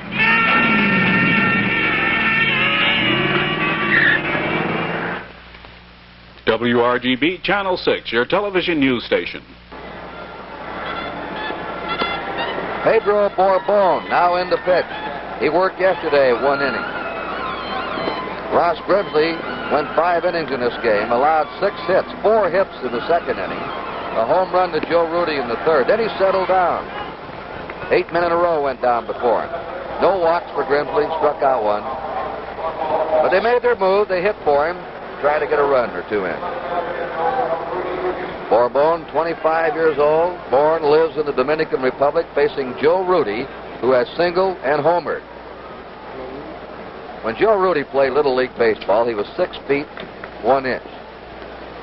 And he had to bring his birth certificate with him to prove that he wasn't over age. He is now 6'2 and a half. He didn't grow much. Trying to bunt his way on. Bench is arguing that it was a fair ball that hit him. Umpire Honeychick says no, it was a foul ball, then hit him. Jim Honeychick, in his 6th World Series, he's now the senior umpire in the American League. Let's watch it again. What they're arguing right here is whether or not he was out of the batter's box when the ball hit him. If he is out of the box when the ball hits him, he should be out. Nope, he is not yet out of the batter's box. Sparky wanted Jim Honeychick to appeal to Bob Engel, the third base umpire. He did. Engel also said he was not out.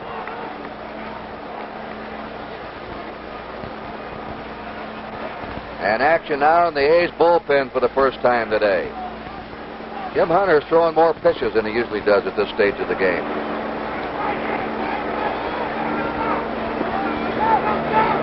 One strike to Joe Rudy. Check swing, that's foul. 2 strikes.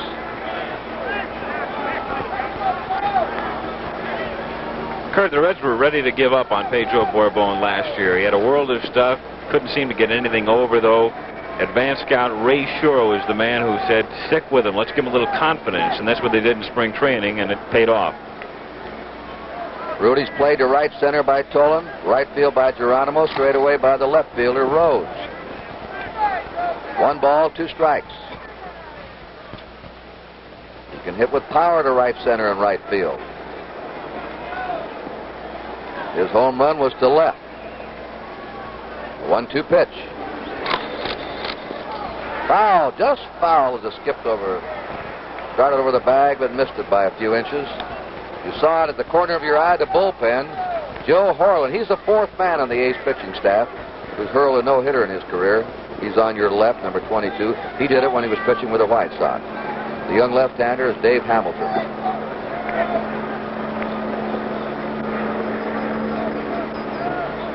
I don't know of any other staff in the big leagues who has 4 pitchers who've had no hitters. 1 ball, 2 strikes to Joe Rudy. Foul tip for strike 3. 1 away for Oakland in the 6th. They're leading 2-0. Mike Epstein has struck out, grounded out. He's looking for his first base hit in this series.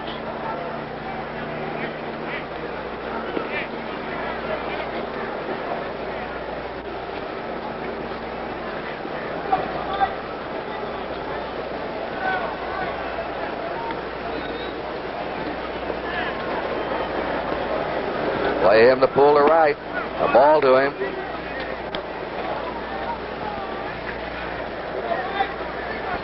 Sal Bando is scheduled up behind Epstein. 2-0.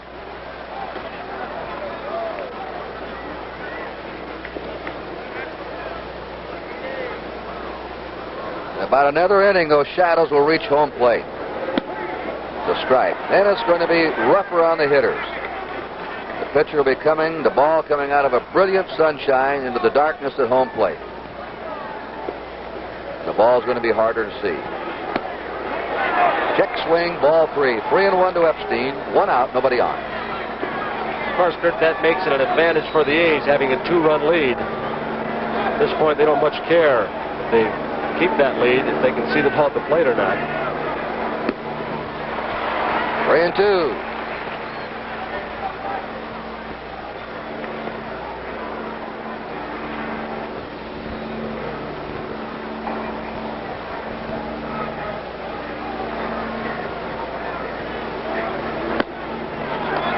Epstein walks. He walked once yesterday. So he's on first, 1 out. Sal Bando has singled to center, grounded to short. We're going to have a runner for Epstein. Alan Lewis coming on. He's the player just activated after the injury to Reggie Jackson. And Mike Hegan will come in and play first base in the last of the 6th inning.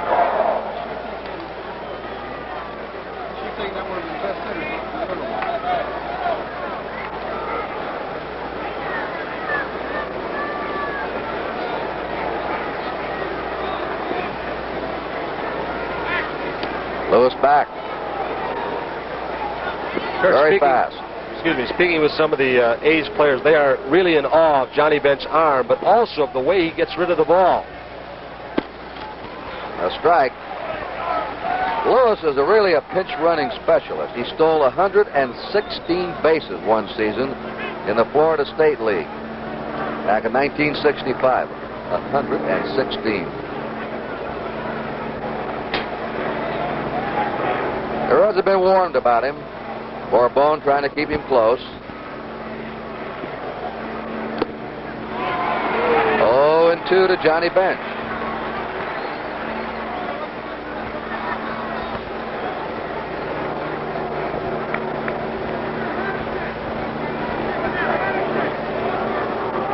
Traveling day tomorrow, an open date. The World Series will resume Tuesday night in the Oakland Coliseum. World Series report starting at 5 o'clock Coast time, 8 o'clock Eastern time with Joe Garagiola. And we'll pick up coverage of Game 3 at 8:15 Eastern Daylight Time. All right, let's watch Lewis. 1 out. A ball to Bando. 1-2. John Blue Boone Odom will start Tuesday in Oakland, and either Billingham or Gullett for the Reds.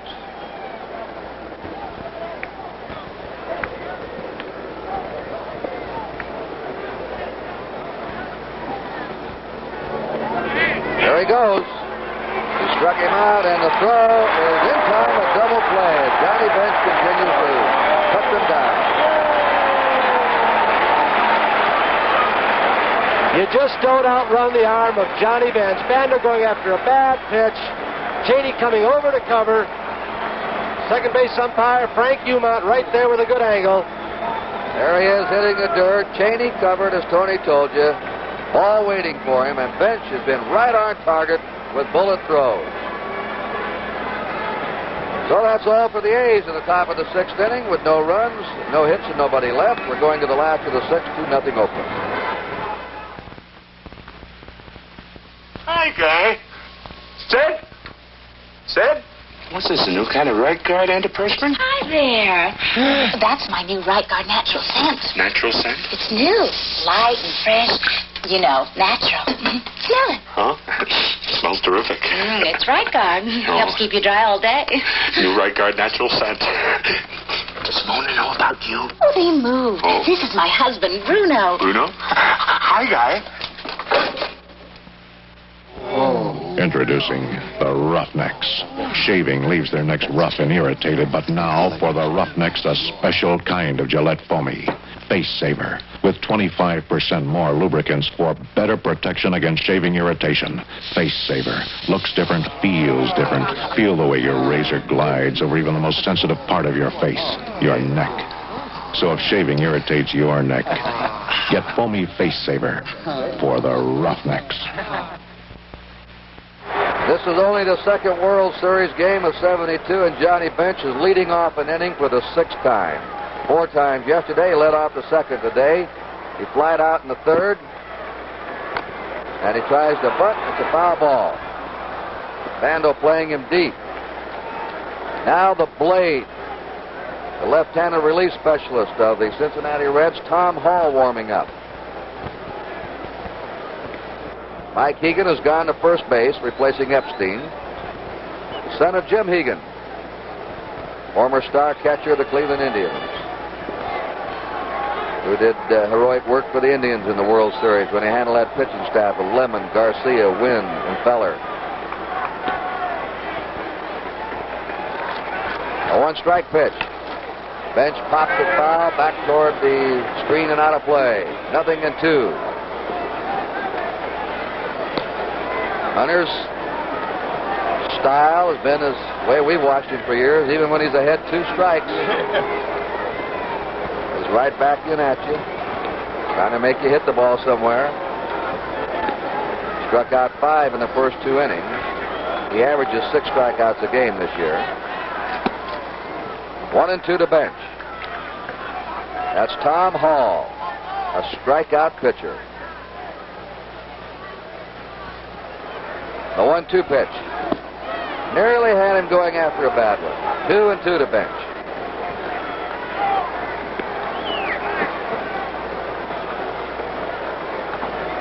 George Hendrick, the center fielder, almost back to the warning track for bench. Straight away. Look at him. How deep he is. The 2-2 pitch. Curved him and it's ball 3. 3-2. Hunter has walked 2, both in the second inning. 1 was intentional.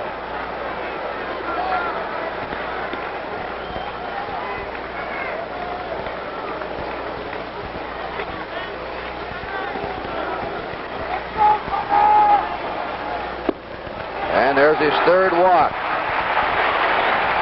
Boy, what a leadoff man Bench is.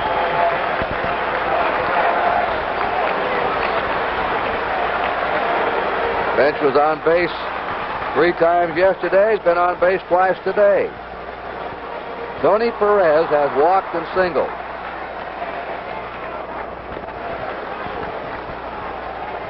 The A's are leading 2-0 last of the 6th inning. Strike to Perez. Johnny Bench at first, nobody out.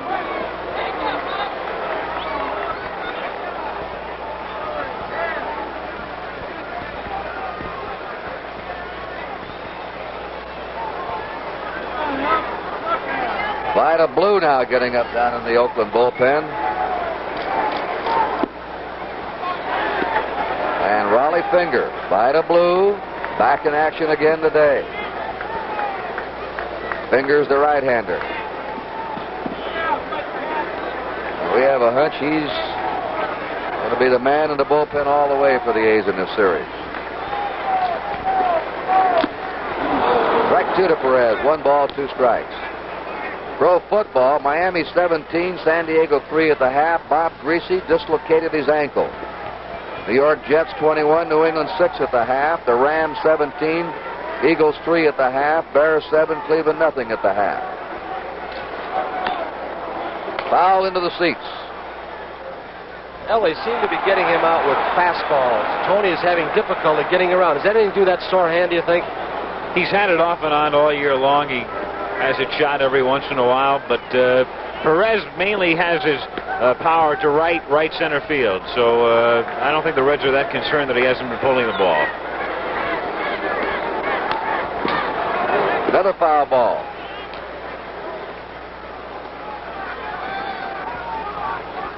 Jim Hunter, we remarked earlier, we'll say it again, it could be important, has thrown more pitches than he normally does in a game. He's had to work hard in the 2nd, in the 5th. This one's hit the 3rd. Bando to Green for 1, the pivot, and he's safe at first.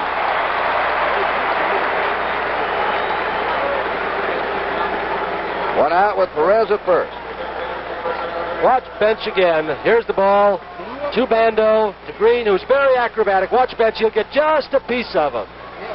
Green, always a moving target. Laid on the throw. Johnny Bench, smart base runner, taking him out, and Perez, a slow runner at first base. Had Bench not been able to take Green out of the play, the A's probably would have had an easy DP.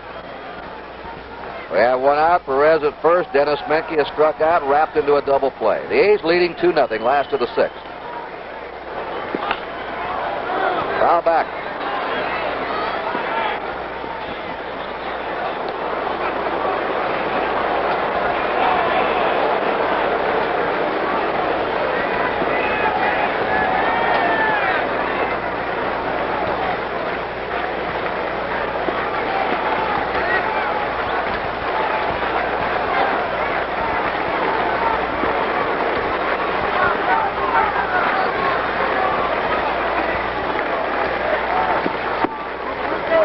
something on that one, but it was high. 1 ball, 1 strike. Jim Hunter, 26 years old.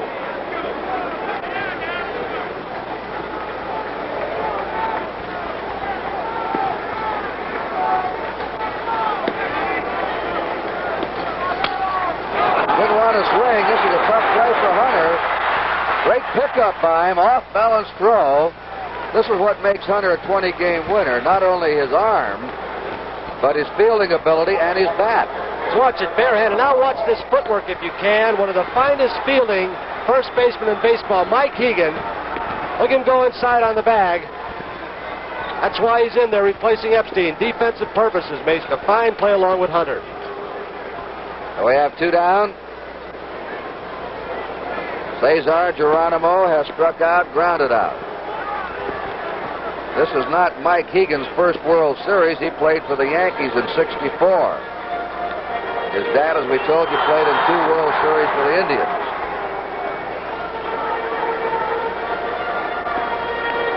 Mike Hegan. The A's ahead, 2-0, last of the 6th. Perez at second.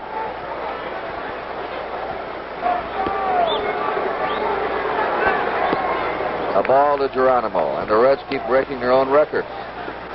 Largest crowd yesterday, they broke that today, 53,224. Largest ever to see a baseball game in Cincinnati. Fly ball out in the right center. George Hendrick moving over for it, waiting. The Reds have retired in the last of the 6th inning. They had no runs, no hits. They left 1. At the end of 6, Oakland 2, Cincinnati nothing.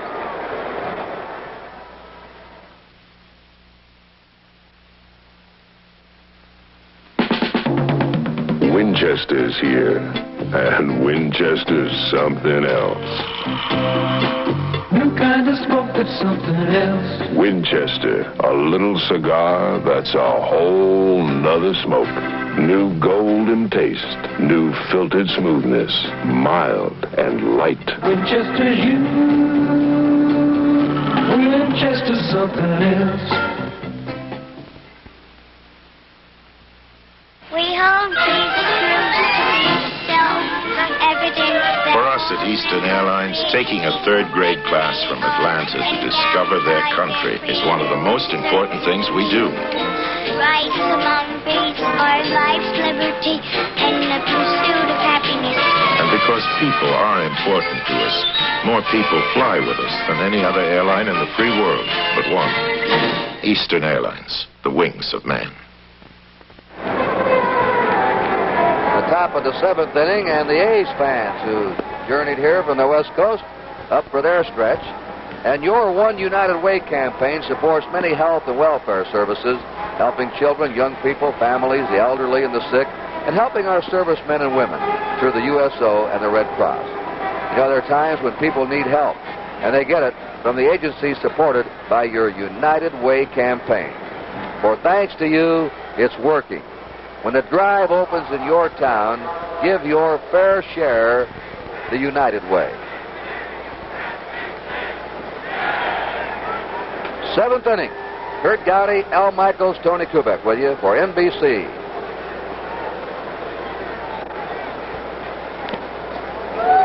Hendrick chasing the curveball. He's hit into a force play. He's tapped out to the pitcher. 1 strike. Play him to the opposite field. 1 ball, 1 strike. Reggie Jackson looking up at the scoreboard of the largest attendance crowd just posted. Foul back. They really do an excellent job here in Cincinnati on their electronic scoreboard. Right to the second with everything. And as we sat here, Tony and I, in the rain the other day, waiting for the Pittsburgh-Cincinnati playoff game, the 5th game to start, they were only a couple of 3, 5, 10 seconds behind what was happening in Detroit. There's a fly ball to right field. Geronimo with a one-handed grab, 1 down. Played that one rather casually. Gene Tennis flied to left, grounded to short.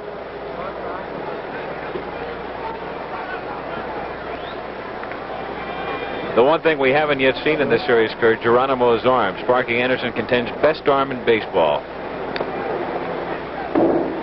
A strike. You know, the Pittsburgh fans would argue that with Clemente. Yeah, you had a couple of pretty fair arms there in those 5 games. 1 ball, 1 strike. The Gene Tennis. Cesar Geronimo. No wonder he was signed as a pitcher. The 1-1 delivery. Foul back. 1-2.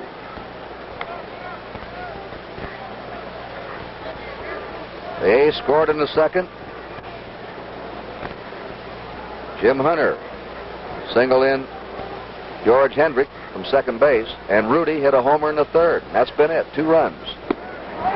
He went after a bad pitch. Bourbon strikes him out. 3rd strikeout for Bourbon in an inning and 2/3. So since Rudy hit the home run in the 3rd with 1 out, the A's have failed to come up with a base hit. They've had only 1 base runner. That was Epstein, who walked. That's a strike to Dick Green.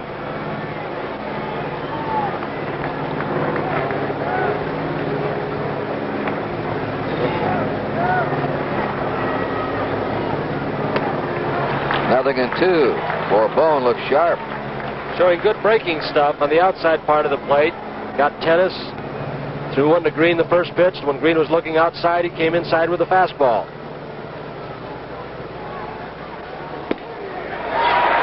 What an inning for Bourbon. 4 strikeouts for him in 2 innings of relief. 3 up, 3 down for the A's. The last of the 7th inning in Cincinnati. Oakland 2, Cincinnati nothing. The gift of love is gentle for the children at their play. Each precious, fleeting moment speaks their name. You love someone, you want to protect them. That's love. That's life insurance. Lincoln National Life Insurance. The gift of love. The gift of love. Okay, that's quitting time. Let's go get a beer. Settle down now and gather round now. Miller time is here if you've got the time. We've got the beer, Miller beer. If you've got the time, we've got the beer, Miller beer. Oh yeah, you got the time, Miller beer.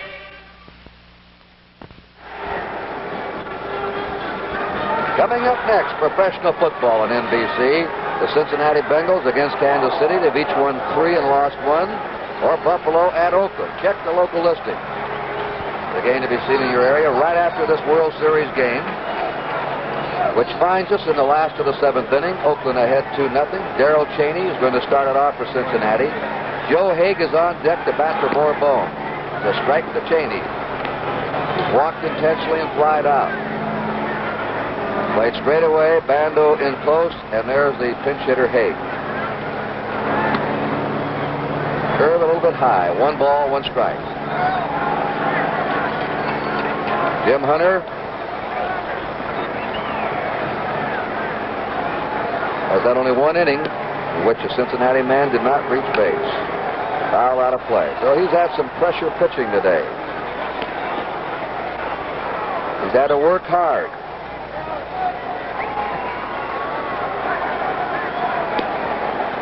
But as his pattern, he's tough when it counts. He's a real battler. There's a pop-up, fly ball in the shallow left. Coming on for it is Joe Rudy.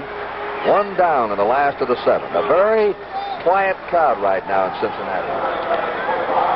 Joe Haig batting for Bourbon, and Tom Hall, the swift left-hander, will come on to pitch in the 8th inning. Curt, if you're a hitter going up to the plate against Catfish Hunter, you can't wait to get up there the next time. He does not overpower you too often. You always go back to the bench and say, boy, I had a good swing. I just missed that one. But you do that the entire game. You just miss it. He changes speeds well. He hits you on the fist, on the end of the bat. He's some kind of pitcher. He doesn't, I still claimed all year he doesn't get the national acclaim he should. Ball one. He only averages about 6 strikeouts a game. Not an overpowering pitcher, but he's a true professional. Foul back to Joe Haig, who hit .243 for the Reds this year, 7 homers, 31 RBIs. Secured early in the year from the Cardinals for Bernie Carbo. 1-1 pitch. That's in there. 1 ball, 2 strikes. Hunter had an earned run average of 2.04, which was 3rd best in the American League this season. Just outside. 2-2. Pete Rose is the next scheduled batter at the top of the Cincinnati batting order.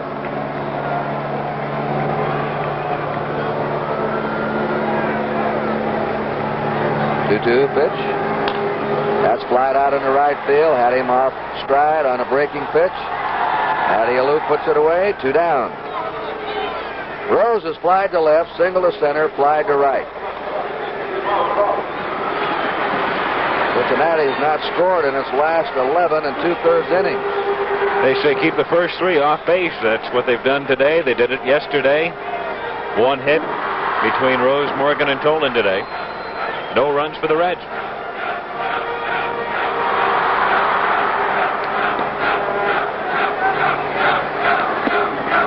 There's a strike. You know, this series could result in a few road victories. Both Oakland and Cincinnati led their leagues in victories on the road. Strike 2. Maybe the home park won't make much difference.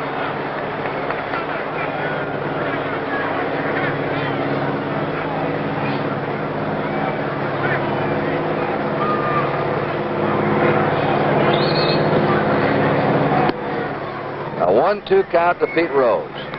2 out, nobody on. Oakland ahead, 2-0. Last of the 7th.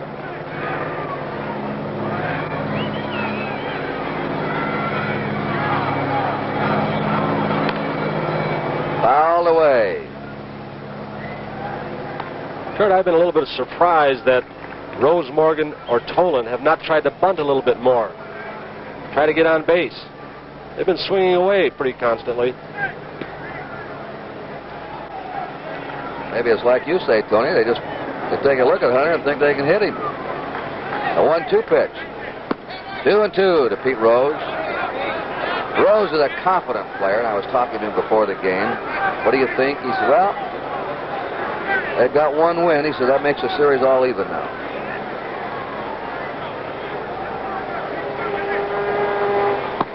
Struck him out on a fastball.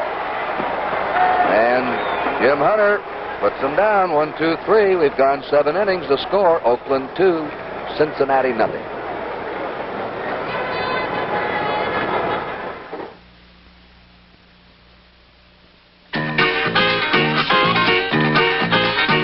So you found a new pad and you're moving your stuff. Well, that's okay. This car's enough. Plymouth Space Duster. You can get a fold-down seat here in the back. Gives you 6.5 feet of space to pack. Whatever you got to pack in the back. Fully carpeted. Seat folds up, too. With a roof that opens on a country ride, don't cost much extra. Lets the sun inside. Crank shut, too. Nice and tight, because the sun don't shine very much at night. Of course, everybody knows that. Plymouth Space Duster. Get more out of it because you can get more into it. Plymouth Duster. Extra care and engineering. It makes a difference.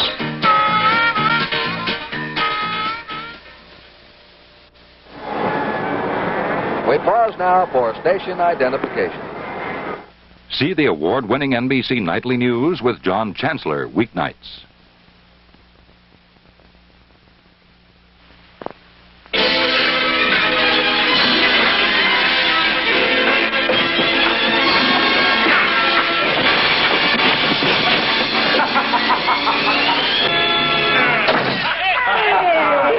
just work of a thirst that only an ale can satisfy. Those were the lusty ale days. We brought them all back with Miller Ale, brewed from a very special traditional recipe. Take a step backward. Try Miller Ale from out of the ale days. Meet 'em all at Mike's, weekdays at 4.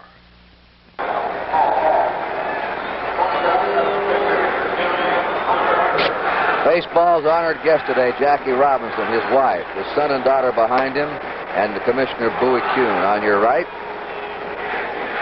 Jim Hunter will start it off in the 8th inning. He's singled in a run in the 2nd. He's grounded out. He'll be followed by Campaneris and Matty Lou. Tom Hall now pitching. A strike. Tom Hall won 10 and lost 1 this year. Look at that record. Earned run average of 2.61. He struck out 134 batters in 124 innings. Fouled away. In the playoffs, in 2 games against the hard-hitting Pirates, he allowed just 1 run in 7 in the 3rd inning, struck out 8. Every time that pitcher strikes out more men than innings pitched, he's got some real stuff. And this 25-year-old left-hander has it. 1 ball, 2 strikes. They call him the Blade. Look how thin he is. Weighs only 155 pounds, 6 feet tall. He has a cutting arm. Popped up. Perez, the first baseman, waiting. 1 down in the 8th inning. The A's did their scoring early, getting a run in the 2nd. Joe Rudy hit a homer in the 3rd. There's been no score since. Campaneris coming up. Grounded out, single to left, flied out.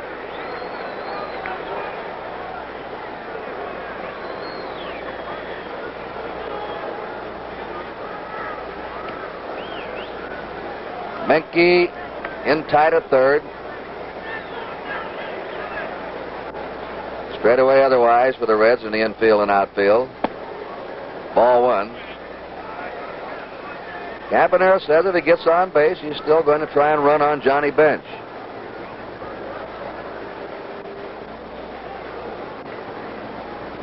The 1-0 pitch. We have 2 more innings to go. That's 2-0. In the Pittsburgh-Cincinnati playoffs here, the crowd really involved in every pitch, on their feet roaring. I've never seen anything like it. Right now, I'd have to say they're underwhelmed. Very quiet here. They're disappointed so far. A strike. Their team was heavily favored. They've been beaten the first game, and they're trailing 2-0 now. The Reds have their heavy guns coming up in the 8th and 9th inning. The 2-1 pitch. That's into the seats. 2 balls, 2 strikes. Tom Hall not only has a good fastball, he has surprisingly good breaking stuff. In fact, some people thought that with the shaky 2 starts that Don Gullett had in the playoffs against Pittsburgh, Hall might become a starting pitcher in this series. But Sparky says no, he needs the left-hander in the bullpen. 2-2 pitch to Campaneris. Drills it out into right center. Bobby Tolan for it. Hauls it in. They're 2 down.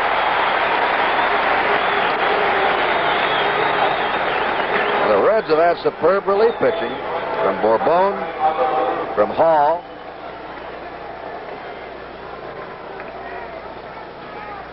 But even before that, Grimsley had settled down, had retired the last 8 batters he faced. Matty Lou is the only Oakland starter with previous World Series experience. Played with the Giants in the '62 World Series. The strike. 12 Cincinnati players have had series experience. 11 with the Reds and Javier with the Cardinals.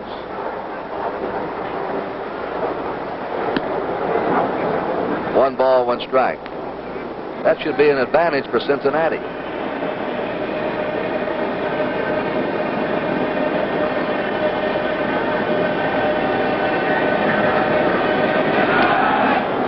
Soft curve, missing outside. 2 balls and a strike. Now that shadow has creeped just about over home plate. and the sun could start to be a problem in left field.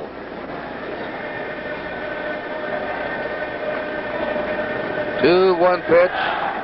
3-1 to Matty Alou.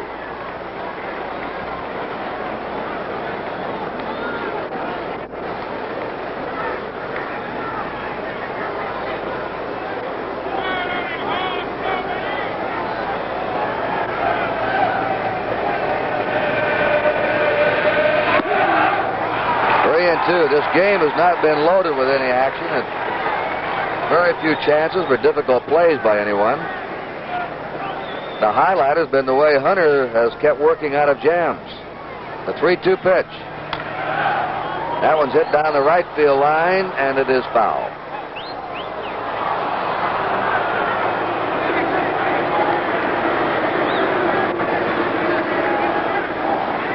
Matty Alou is one of the most relaxed hitters in baseball. After he fouled that one off, he looked like he waved to somebody in the opposing dugout or somebody in the stands with this big smile on his face.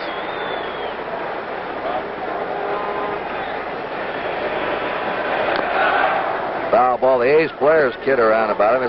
They don't even know what town he's playing in half the time. He just comes in, takes his 4 whacks, gets a couple of hits, and leaves town. The pressure of a World Series on Matty Alou.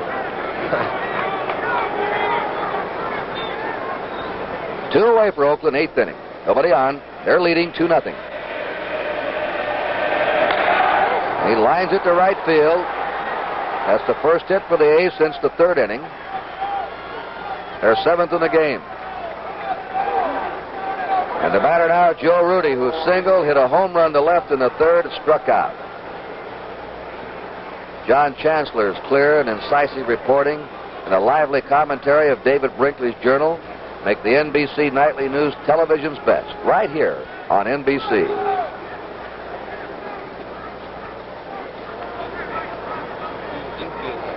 Again, they're playing Rudy to right center and right field.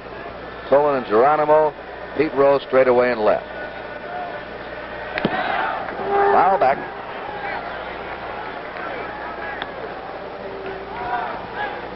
For you Red fans, in the last of the 8th inning, Morgan, Tolan, and Bench are scheduled up.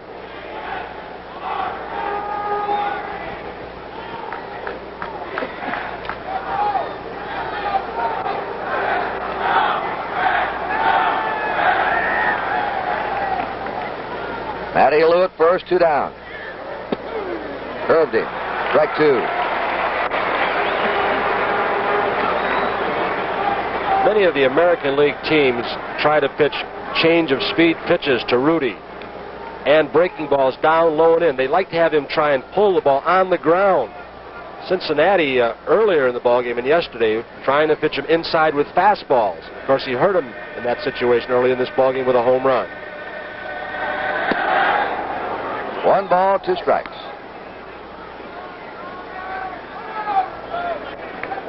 Mike Keegan on deck. 2 away, Lou at first.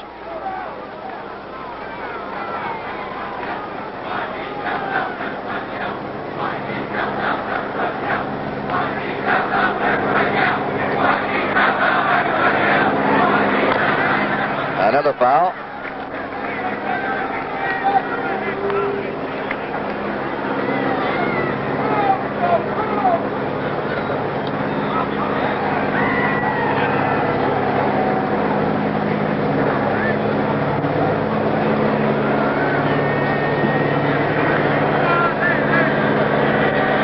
One ball, 2 strikes to Rudy.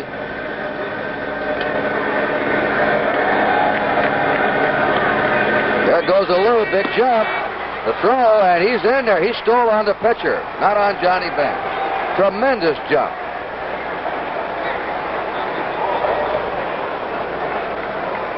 Alou had made his initial move even before Hall made his motion to the plate. Bench really hurried his throw, but no chance. Base was stolen on Hall. Bench could have made the most perfect throw in history and never gotten him, and I'm surprised that Hall didn't go to first base. He had a chance to pick him off. That's the A's first stolen base in 4 attempts.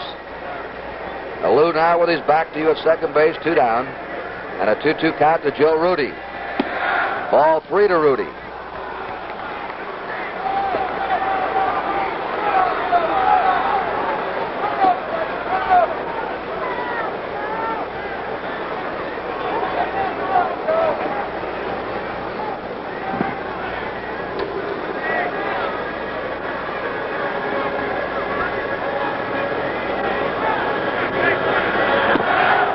give him anything too good with Hegan coming up behind Rudy.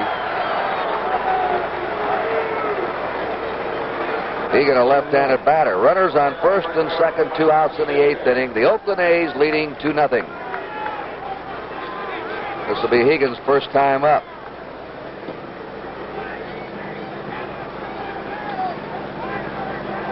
Cincinnati infield should have one thing in mind at this point. With 2 down, force out on any base. Play deep, try and knock the ball down.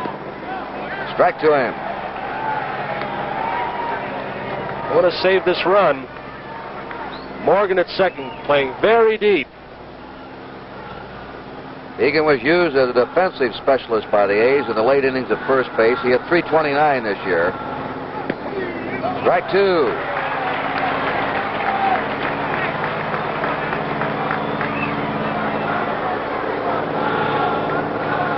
Runners on first and second, 2 outs for Oakland. That's DeLue, the lead runner. Rudy at first.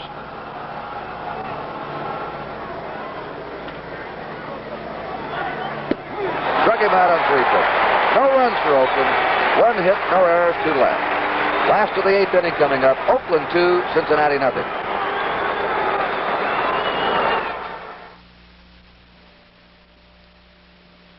After a shampoo, you want to hide.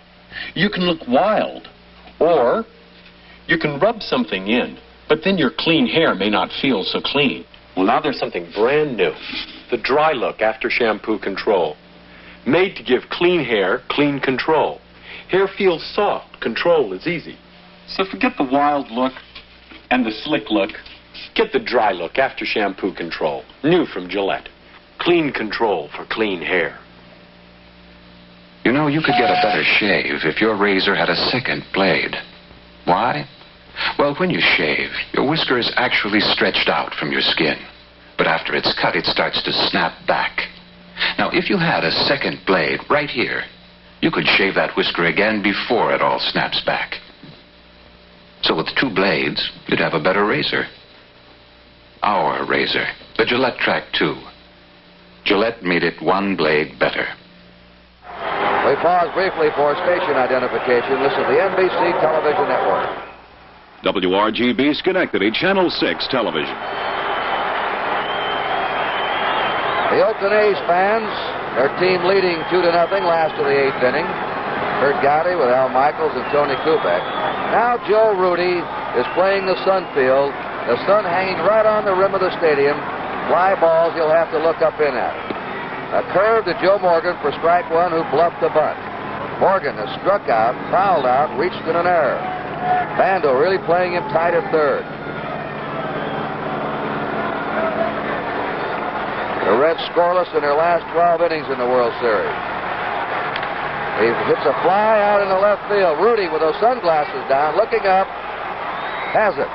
Boy, he flipped those glasses down right away when the ball left the bat. Curt, high fly balls are not bothersome at this point in left field. Rennie Stennett had those semi-line drives, those little looping balls that are really a problem out there at this time. Bobby Tolan hitless today.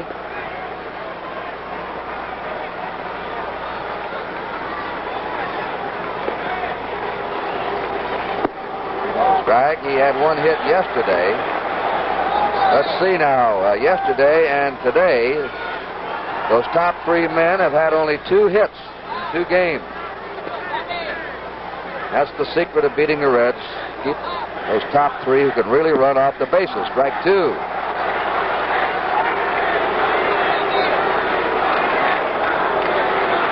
Jim Hunter has set down 7 in a row. He seems to be getting stronger now.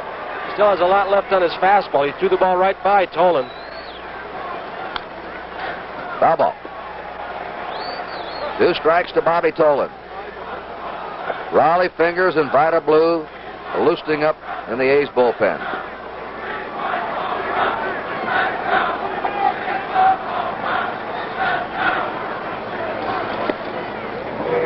Just missed. 1 ball, 2 strikes.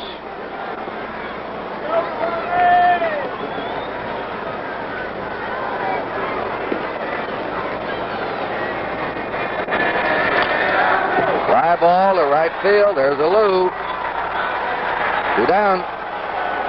Once again, just missing. Good swing by Tolan, but on the fist. He may have shattered his back. Johnny Bench. Single, flied out, walk. He and Perez have been the only Reds reaching base in these two games. America's most famous sports artist, Leroy Neiman, is here doing portrait studies of Bench.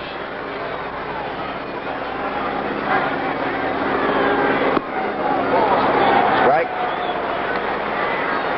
And he came up in our TV booth today to do some sketches of NBC's television position. The one strike delivery. It's a foul back out of play, and Hunter quickly has him 2 strikes.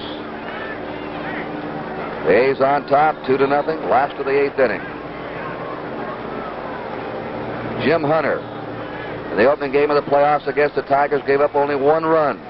The second time he pitched, only 1 run. Yet he didn't get a victory in either game. 1 ball, 2 strikes. His club doesn't score many runs for him. There's always a pitcher on the staff that works out that way.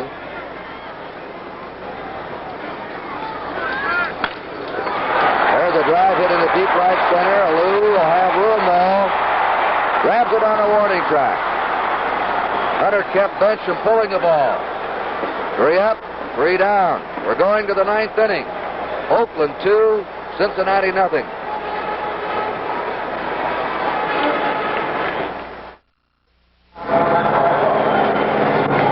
Going to the 9th inning.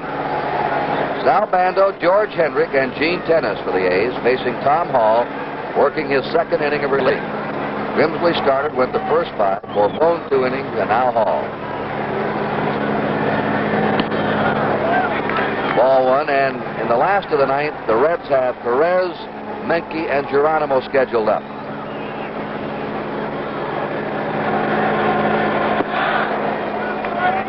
2-0 to Bando, who singled in the 2nd, grounded out in the 3rd, struck out in the 6th.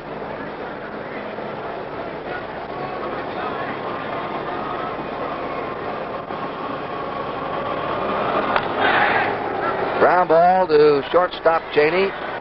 1 down.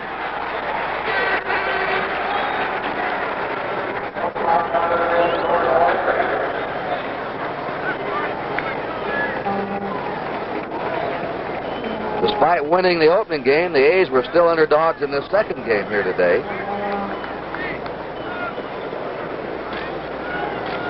George Hendrick, 0 for 3. A ball, or a strike, I beg your pardon. Of course, the A's were made even more underdogs for the series after they lost Reggie Jackson, their power-hitting outfielder. Foul back on an off-speed pitch. No balls, 2 strikes.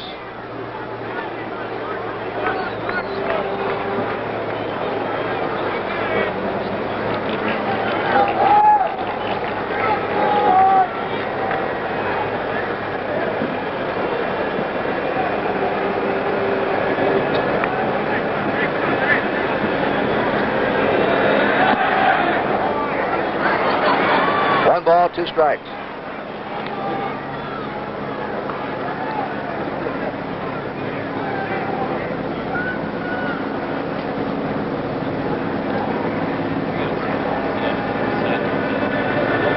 A 1-2 pitch. Hit on the right side. Morgan, who has excellent range, fields it. Wide throw, pulls the first baseman Perez off the bag, and Hendrick's on. Joe Morgan with great range, of course, and usually his throws are accurate. He made only 8 errors during the regular season, and he'll get one here on the high throw. Perez able to come down with it, but off the bag. Morgan, as a matter of fact, was going to rest at the end of the season, but he had a chance to tie Jackie Robinson's record. Fewest errors in a season was 7. So Sparky decided to play him a few innings every day, and then he finally made his 8th with about 5 games to go, and then he got his rest. They have given Hendrick a base hit, figuring that he probably would have beaten the throw anyway.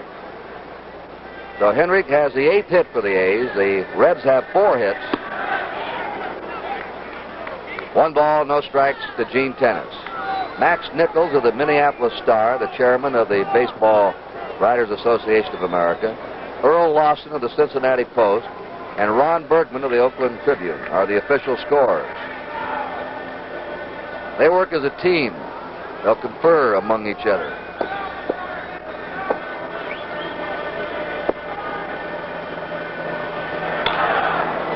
High fly ball to short left. Rose coming on. 2 down. Hendrick played it halfway. Now the batter is Dick Green, who has singled, flied out, struck out.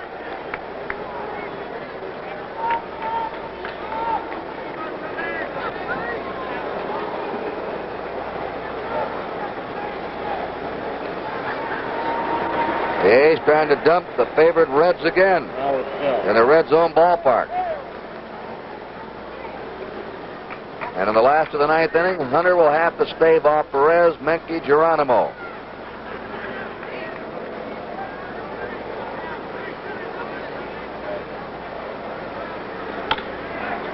That one's over by the A's dugout, left side out of play.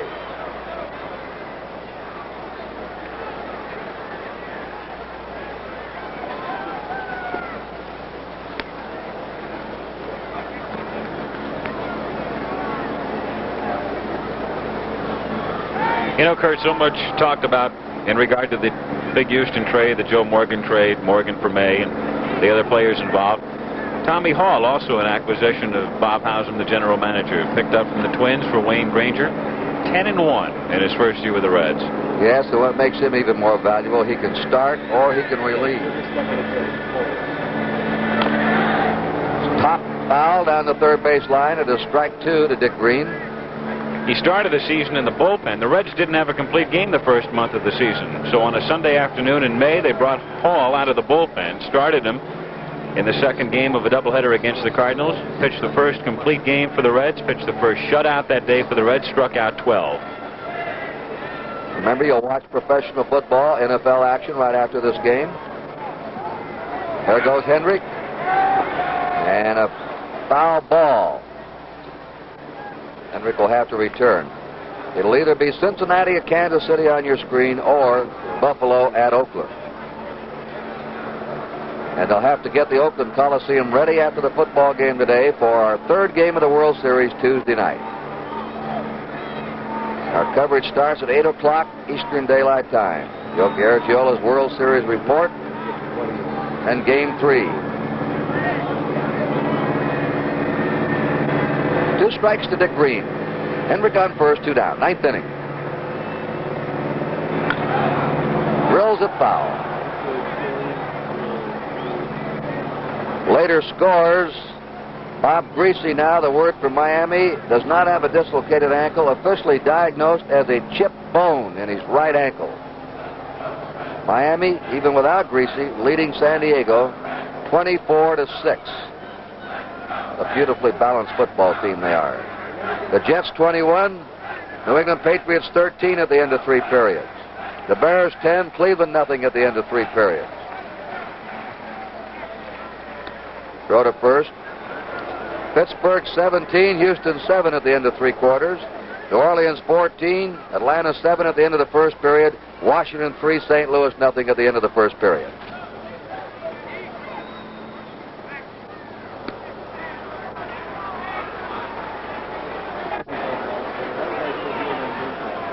Oakland 2, Cincinnati nothing, 9th inning. George Hendrick at first, 2 down. The 2-strike pitch again to Dick Green. And there's a drive into center for a base hit. Dick Green's had 2 hits in the game. 9 hits for the A's. Jim Hunter will be coming up. He'll get some applause from the A's fans here. I imagine the Cincinnati fans, too. They appreciate a really professional pitcher, and they do. Jim Hunter, good sportsman in Riverfront Stadium. They know when a man's done a great pressure job in a World Series.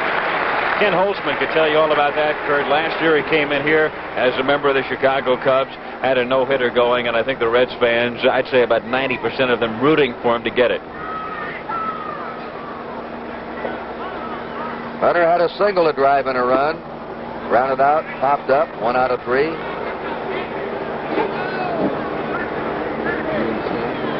He's now allowed 2 runs in 23 1/3 innings against the Tigers and the Reds. 2 runs for the money on the table in 23 1/3 innings. 2 playoff games against Detroit, 8 innings here today. He still has the last of the night. 2-0 to Hunter. Runners on first and second, 2 down. Ball 3 to him. And the crowd muttering.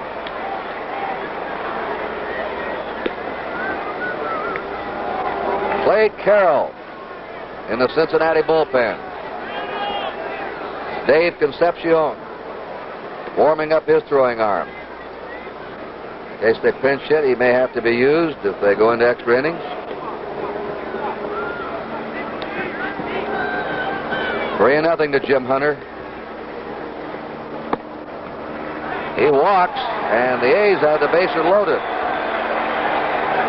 In the top of the order, Bert Campaneris.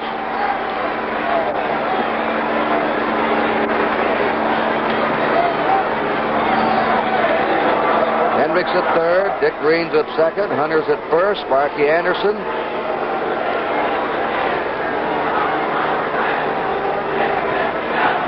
Curt, you know, Sparky developed an ulcer this season. Of all things, the Reds had their biggest lead of the year in August, and that's the day they discovered it.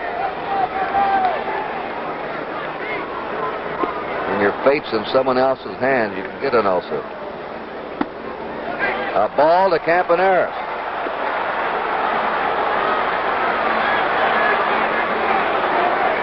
There are the 3 runners, 2 down. The A's 2 runs ahead.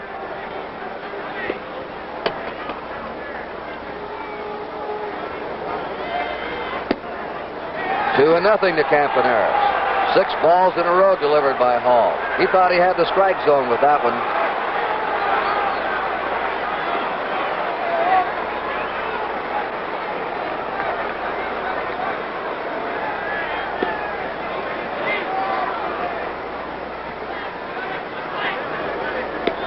The 2-0 pitch.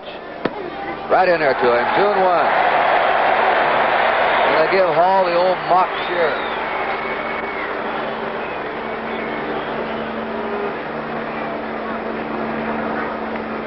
That's Green on second with his back to you. Hendricks over at third.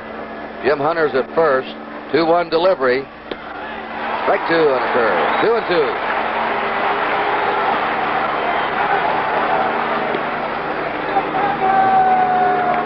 There they are, all loaded up, 2 down.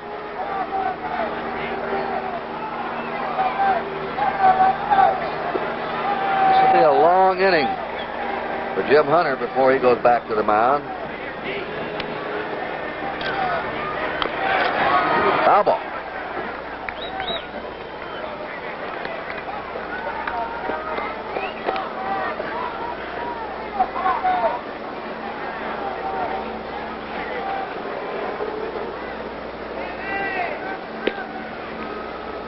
Tom Hall working 2-2 to Bert Campaneris. Another foul.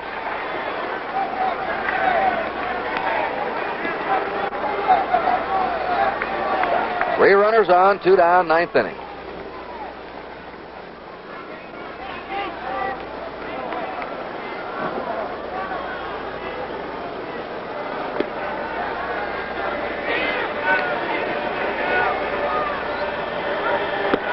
Struck him out with a fastball. The Hall wriggles out of the jam. No runs for the A's, 2 hits, there were no errors, and 3 men left. We're going to the last of the ninth. Oakland 2, Cincinnati nothing. Tahiti. Your first shore leave in 3 months, but you're seeing more than most guys do in a lifetime.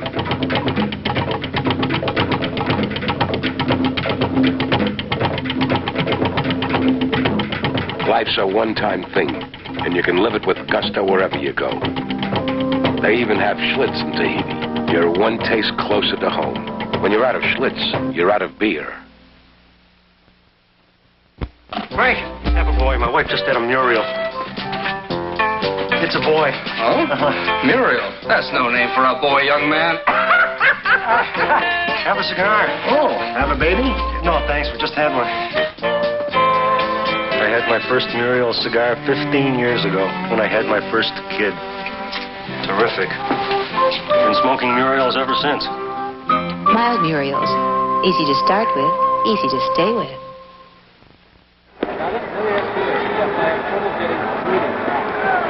Last crack for the Reds. Last of the ninth inning.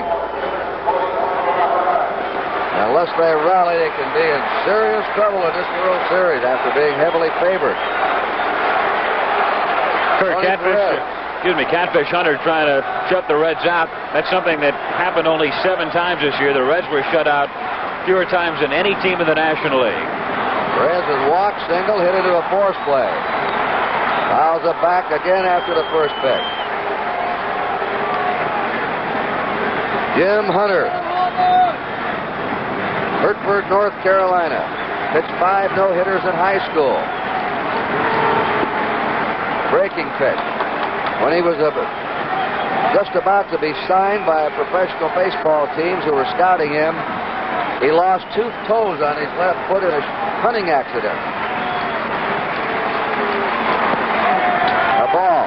Some of the major clubs drew back, but Charles Finley had made him a bonus offer, stuck with it, flew him to the Mayo Clinic, where they operated on his foot, and it was quite a decision by Charlie Finley. Foul away, 2-2. Raleigh fingers. Dick Williams has Raleigh fingers and Vita Blue in his bullpen. The Red fans coming alive, trying to get a rally going here. The 2-2 pitch. There's a line shot over the head of Campaneris. Looked like Campaneris might catch that ball. It got to his left. Perez is on base for the 3rd time. It did. We'll watch him again. It looked like he timed his jump perfectly. He had time. And just off to his left and out into left center field. So a base hit for Perez, who has 2 today and 4 in the series. That's the first Cincinnati hit since Ulander's pinch hit double in the 5th. Sparky Anderson roaming that Cincinnati dugout. He has Dennis Menke up now. Menke's hitless in 3 times. There's a long drive to deep left. That ball going, and it is caught by Rudy. Joe Rudy rubs it with extra bases against the wall, and they nearly double up Perez at first. What a grab by Joe Rudy. That's the play of the series as Rudy goes back. Not only does he have a tough play, he's got to fight the sun. He goes up and makes the catch up against the fence and nearly starts a double play. Looked like he almost pressed the ball against the wall, but he had it in the webbing of his glove, got it back in, and Perez had to dart back to first base to avoid the double play. And Dick Williams moves to the mound after Perez has spanked the single, and Menke hit that line smash. Rudy made the fantastic climb up the wall on. Now Williams, of course, as Hunter lost it, that's what he's thinking about. He didn't like the way Perez and Menke hit that ball. Watch this now. Rudy turned immediately in that menacing sun field out there. And with a great athletic jump up against the wall. The ball jarred loose momentarily right in the tip of the webbing of his glove as he came down with it. I'll bet Al, he'll say after the game, maybe that's the greatest catch I ever made in my life. Cesar Geronimo, a left-hander's up now. He has struck out, grounded out, flied out. Perez is still on first. That's the third base umpire, Bob Engel. Hunter stays in. Foul out of play. Blue pitched yesterday 2 2/3. Pitched 4 innings Thursday. Pitched also to a man on Wednesday. Pete Rose, anxious. Very anxious. 1 strike. And a great stop by by Hegan. Out at first. Hegan has robbed Geronimo of extra bases into the right field corner. And it looked at first as if he caught a line drive, but down it went. Fair ball, he dropped it out of his glove. Had he held on, he could have had an easy, unassisted double play to end the game, as it was a spectacular play, just to knock it down, pick it up, get the out at first base. Mike Hegan had that ball, but his impact when he hit the ground jarred it loose, or this ball game would have been over. And he hit the ground ball. It's going to go through. Here's Perez coming in to score, and it is now 2-1. The Reds have the tying run on base. And he hits the ground ball. It's going to go through. Here's Perez coming in to score. And it is now 2-1. As the Reds have the tying run on base.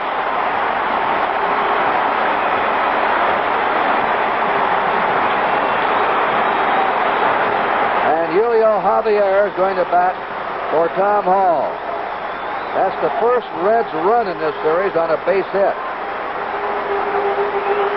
Well, Hunter, they're going to have a runner. Concepcion is running at first base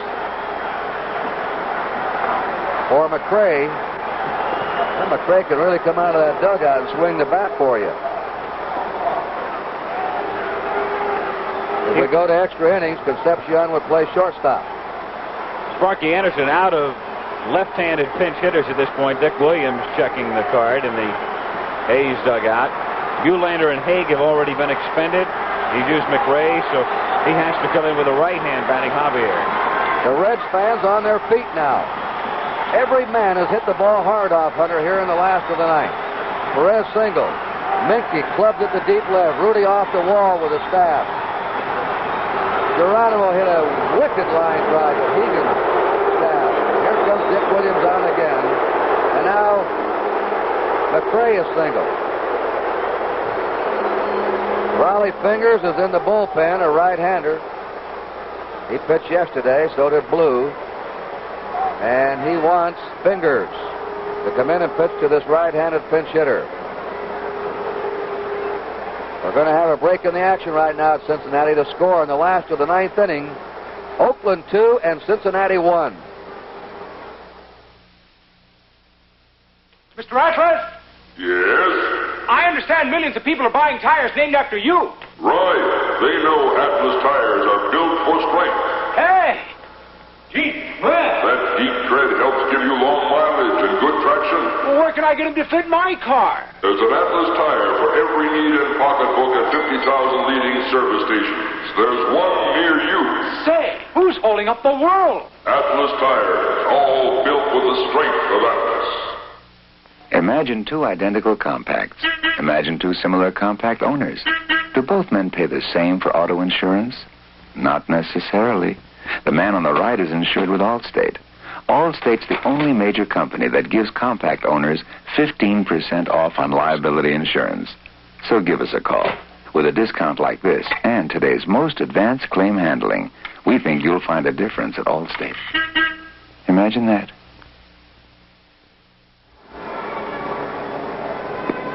Jim Hunter received an ovation as he went into the dugout. He pitched a gutty ball game today, but he lost it here in the last of the ninth inning as he was hammered hard, but he still got two down. And now Raleigh Fingers will pitch to Julio Javier. The Reds have no more left-handed pinch hitters in their dugout. Raleigh Fingers pitched in 3 games in the playoffs against the Tigers.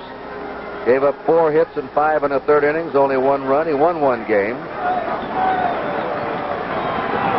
Yesterday, pitched an inning in 2/3. No run. He's trying to nail down this final out. That's always the hardest one to get. Javier, the tying run at first, is Concepcion as a pinch runner for Hal McRae. Oakland 2, Cincinnati 1.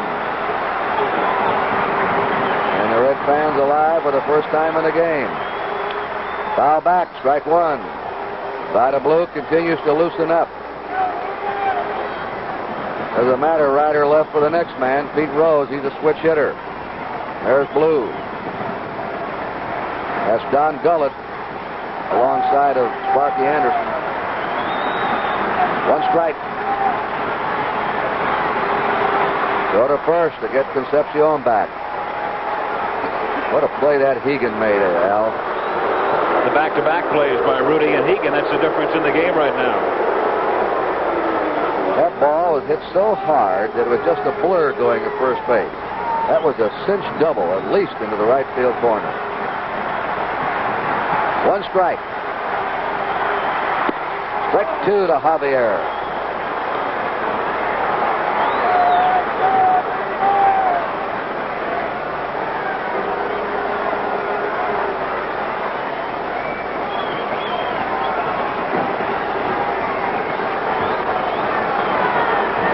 Two down. Tying run at first. Last of the ninth. 2-1 Oakland. 1 ball, 2 strikes. You've all seen pictures of the old Cincinnati Red Stockings, baseball's first professional team, with their handlebar mustaches. Raleigh Fingers looked like he belonged in that era. 1 ball, 2 strikes. Runner going. A pop. Mike Hegan waiting. And Oakland has done it again. They have beaten Cincinnati twice in a row in Cincinnati's ballpark, and that's Cincinnati's 7th consecutive serious loss at home. Their last home victory in World Series was in 1940 against the Tigers. So Fingers saves it for Jim Hunter, and the excellent pitching of the A's prevails again, backed up by 2 sensational plays in the 9th by Joe Rudy at left and Mike Hegan at first. And no team has ever in World Series history won the first 2 games on the road and lost the World Series. We'll be back. There's your final line score. 2 runs, 9 hits, 2 errors for Oakland. 1 run, 6 hits, no errors for Cincinnati. Please remain seated until the aircraft... Here it comes. The long wait for the rent-a-car and the rental form to fill out. All those questions. I'll never make my appointment. Reservation for Mr. Lyman. Oh, yes, Mr. Lyman. Thank you. Now, when you reserve from Avis, the information you give on the phone is given to the Wizard of Avis, most sophisticated computer in the travel world. Your Plymouth is waiting right over there. Hey, I'm early.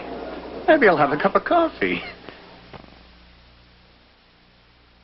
When you belong, you know you've made a place for yourself. Belonging is what credit unions are all about. You're more than a customer. You belong. When you belong, it all belongs to you. Join your credit union. That's where you belong.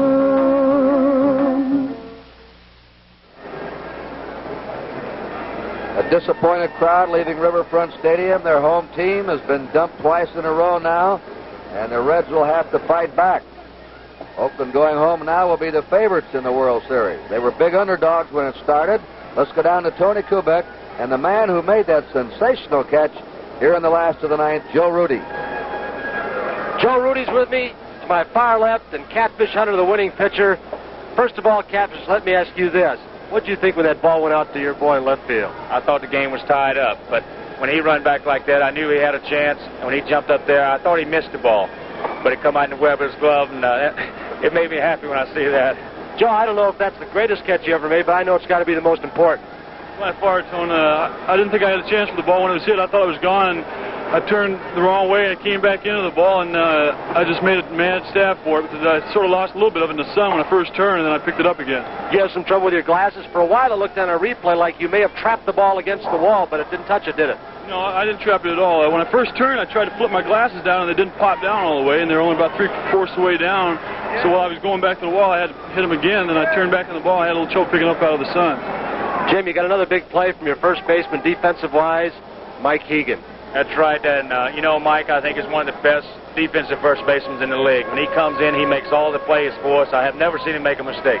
You know, I've never seen a youngster, I guess Whitey Ford and maybe Ralph Cherry in our Yankee ball clubs, who came up as young young pitchers, and were pitchers and not just throwers. How did you learn to spot the ball the way you do and to change speeds like you do?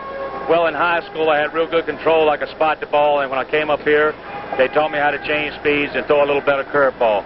And I think Bill Posdell, our pitching coach, which is going to retire this year, I think he got me the most. Joe, you were really underdogged when you came into this thing and playing in the visitors' ballpark, and I think maybe that they had a little bit too much confidence. I don't know. It's up to them. They said some things, but now you're going back home with a 2-game edge. That's quite an advantage. Well, you can't really ever have an advantage against a team like the Reds because they got everything. They got good pitching and great hitting, and the series isn't over until the last out's made, and I don't think any of us are going to take it for granted. Jim, pitching so much of especially World Series play, and I think you guys have maybe a better pitching staff than theirs. Your bullpens are both good, but they've got some arm problems in their team, you know, with Nolan and so forth, and hepatitis with Gullett and so forth. But pitching seems to be the big thing so far, doesn't it? That's right. Ever since All-Star break, I think we've won every game 2-1, 3-2. We never scored too many runs, and our pitchers, I think, took us this far. But, you know, we still got to have a couple of runs to win. And our hitters come through at the right time. We didn't get many hits, but it was just at the right moment. I'm going to ask you both about scouting reports and so forth. And, Joe, I don't know, is this team, Cincinnati, pitching you about the same way that American League clubs pitch you?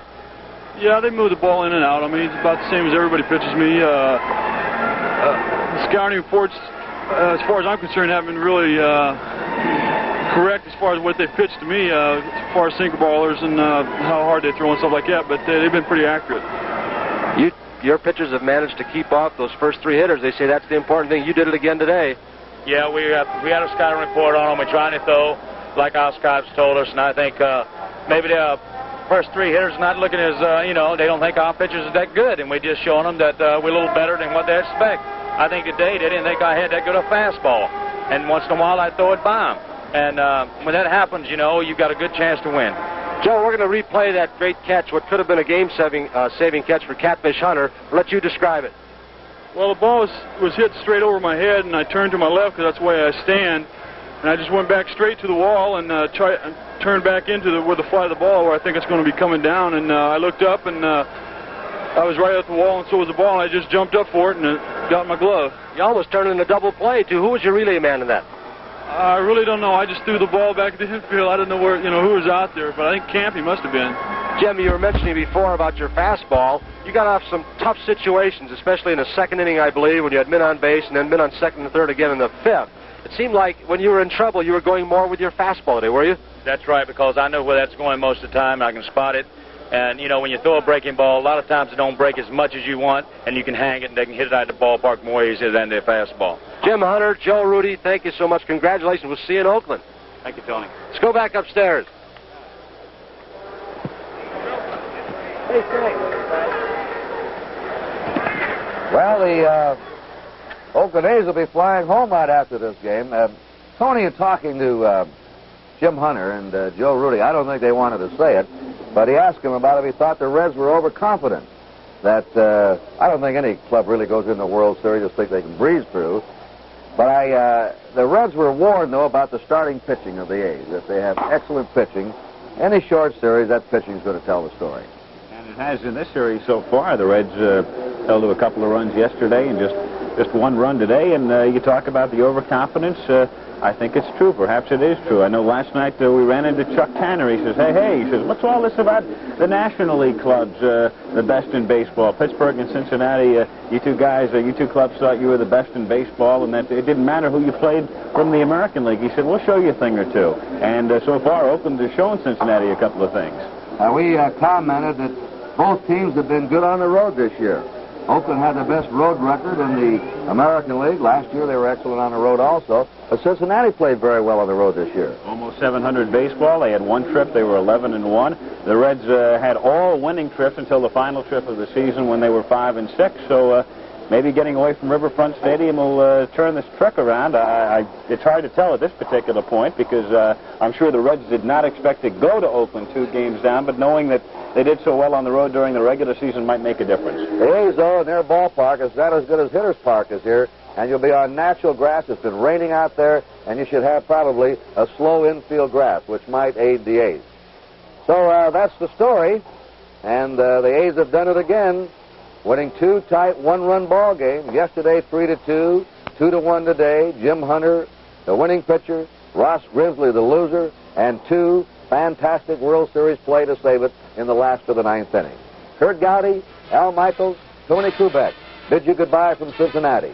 Game 2 of the 1972 World Series has been brought to you by Right Guard Natural Scent Antiperspirant and by your Chrysler Plymouth dealer introducing Plymouth Satellite for 1973. Built to be seen, not heard. We'll now go to our studios in New York. We pause for station identification.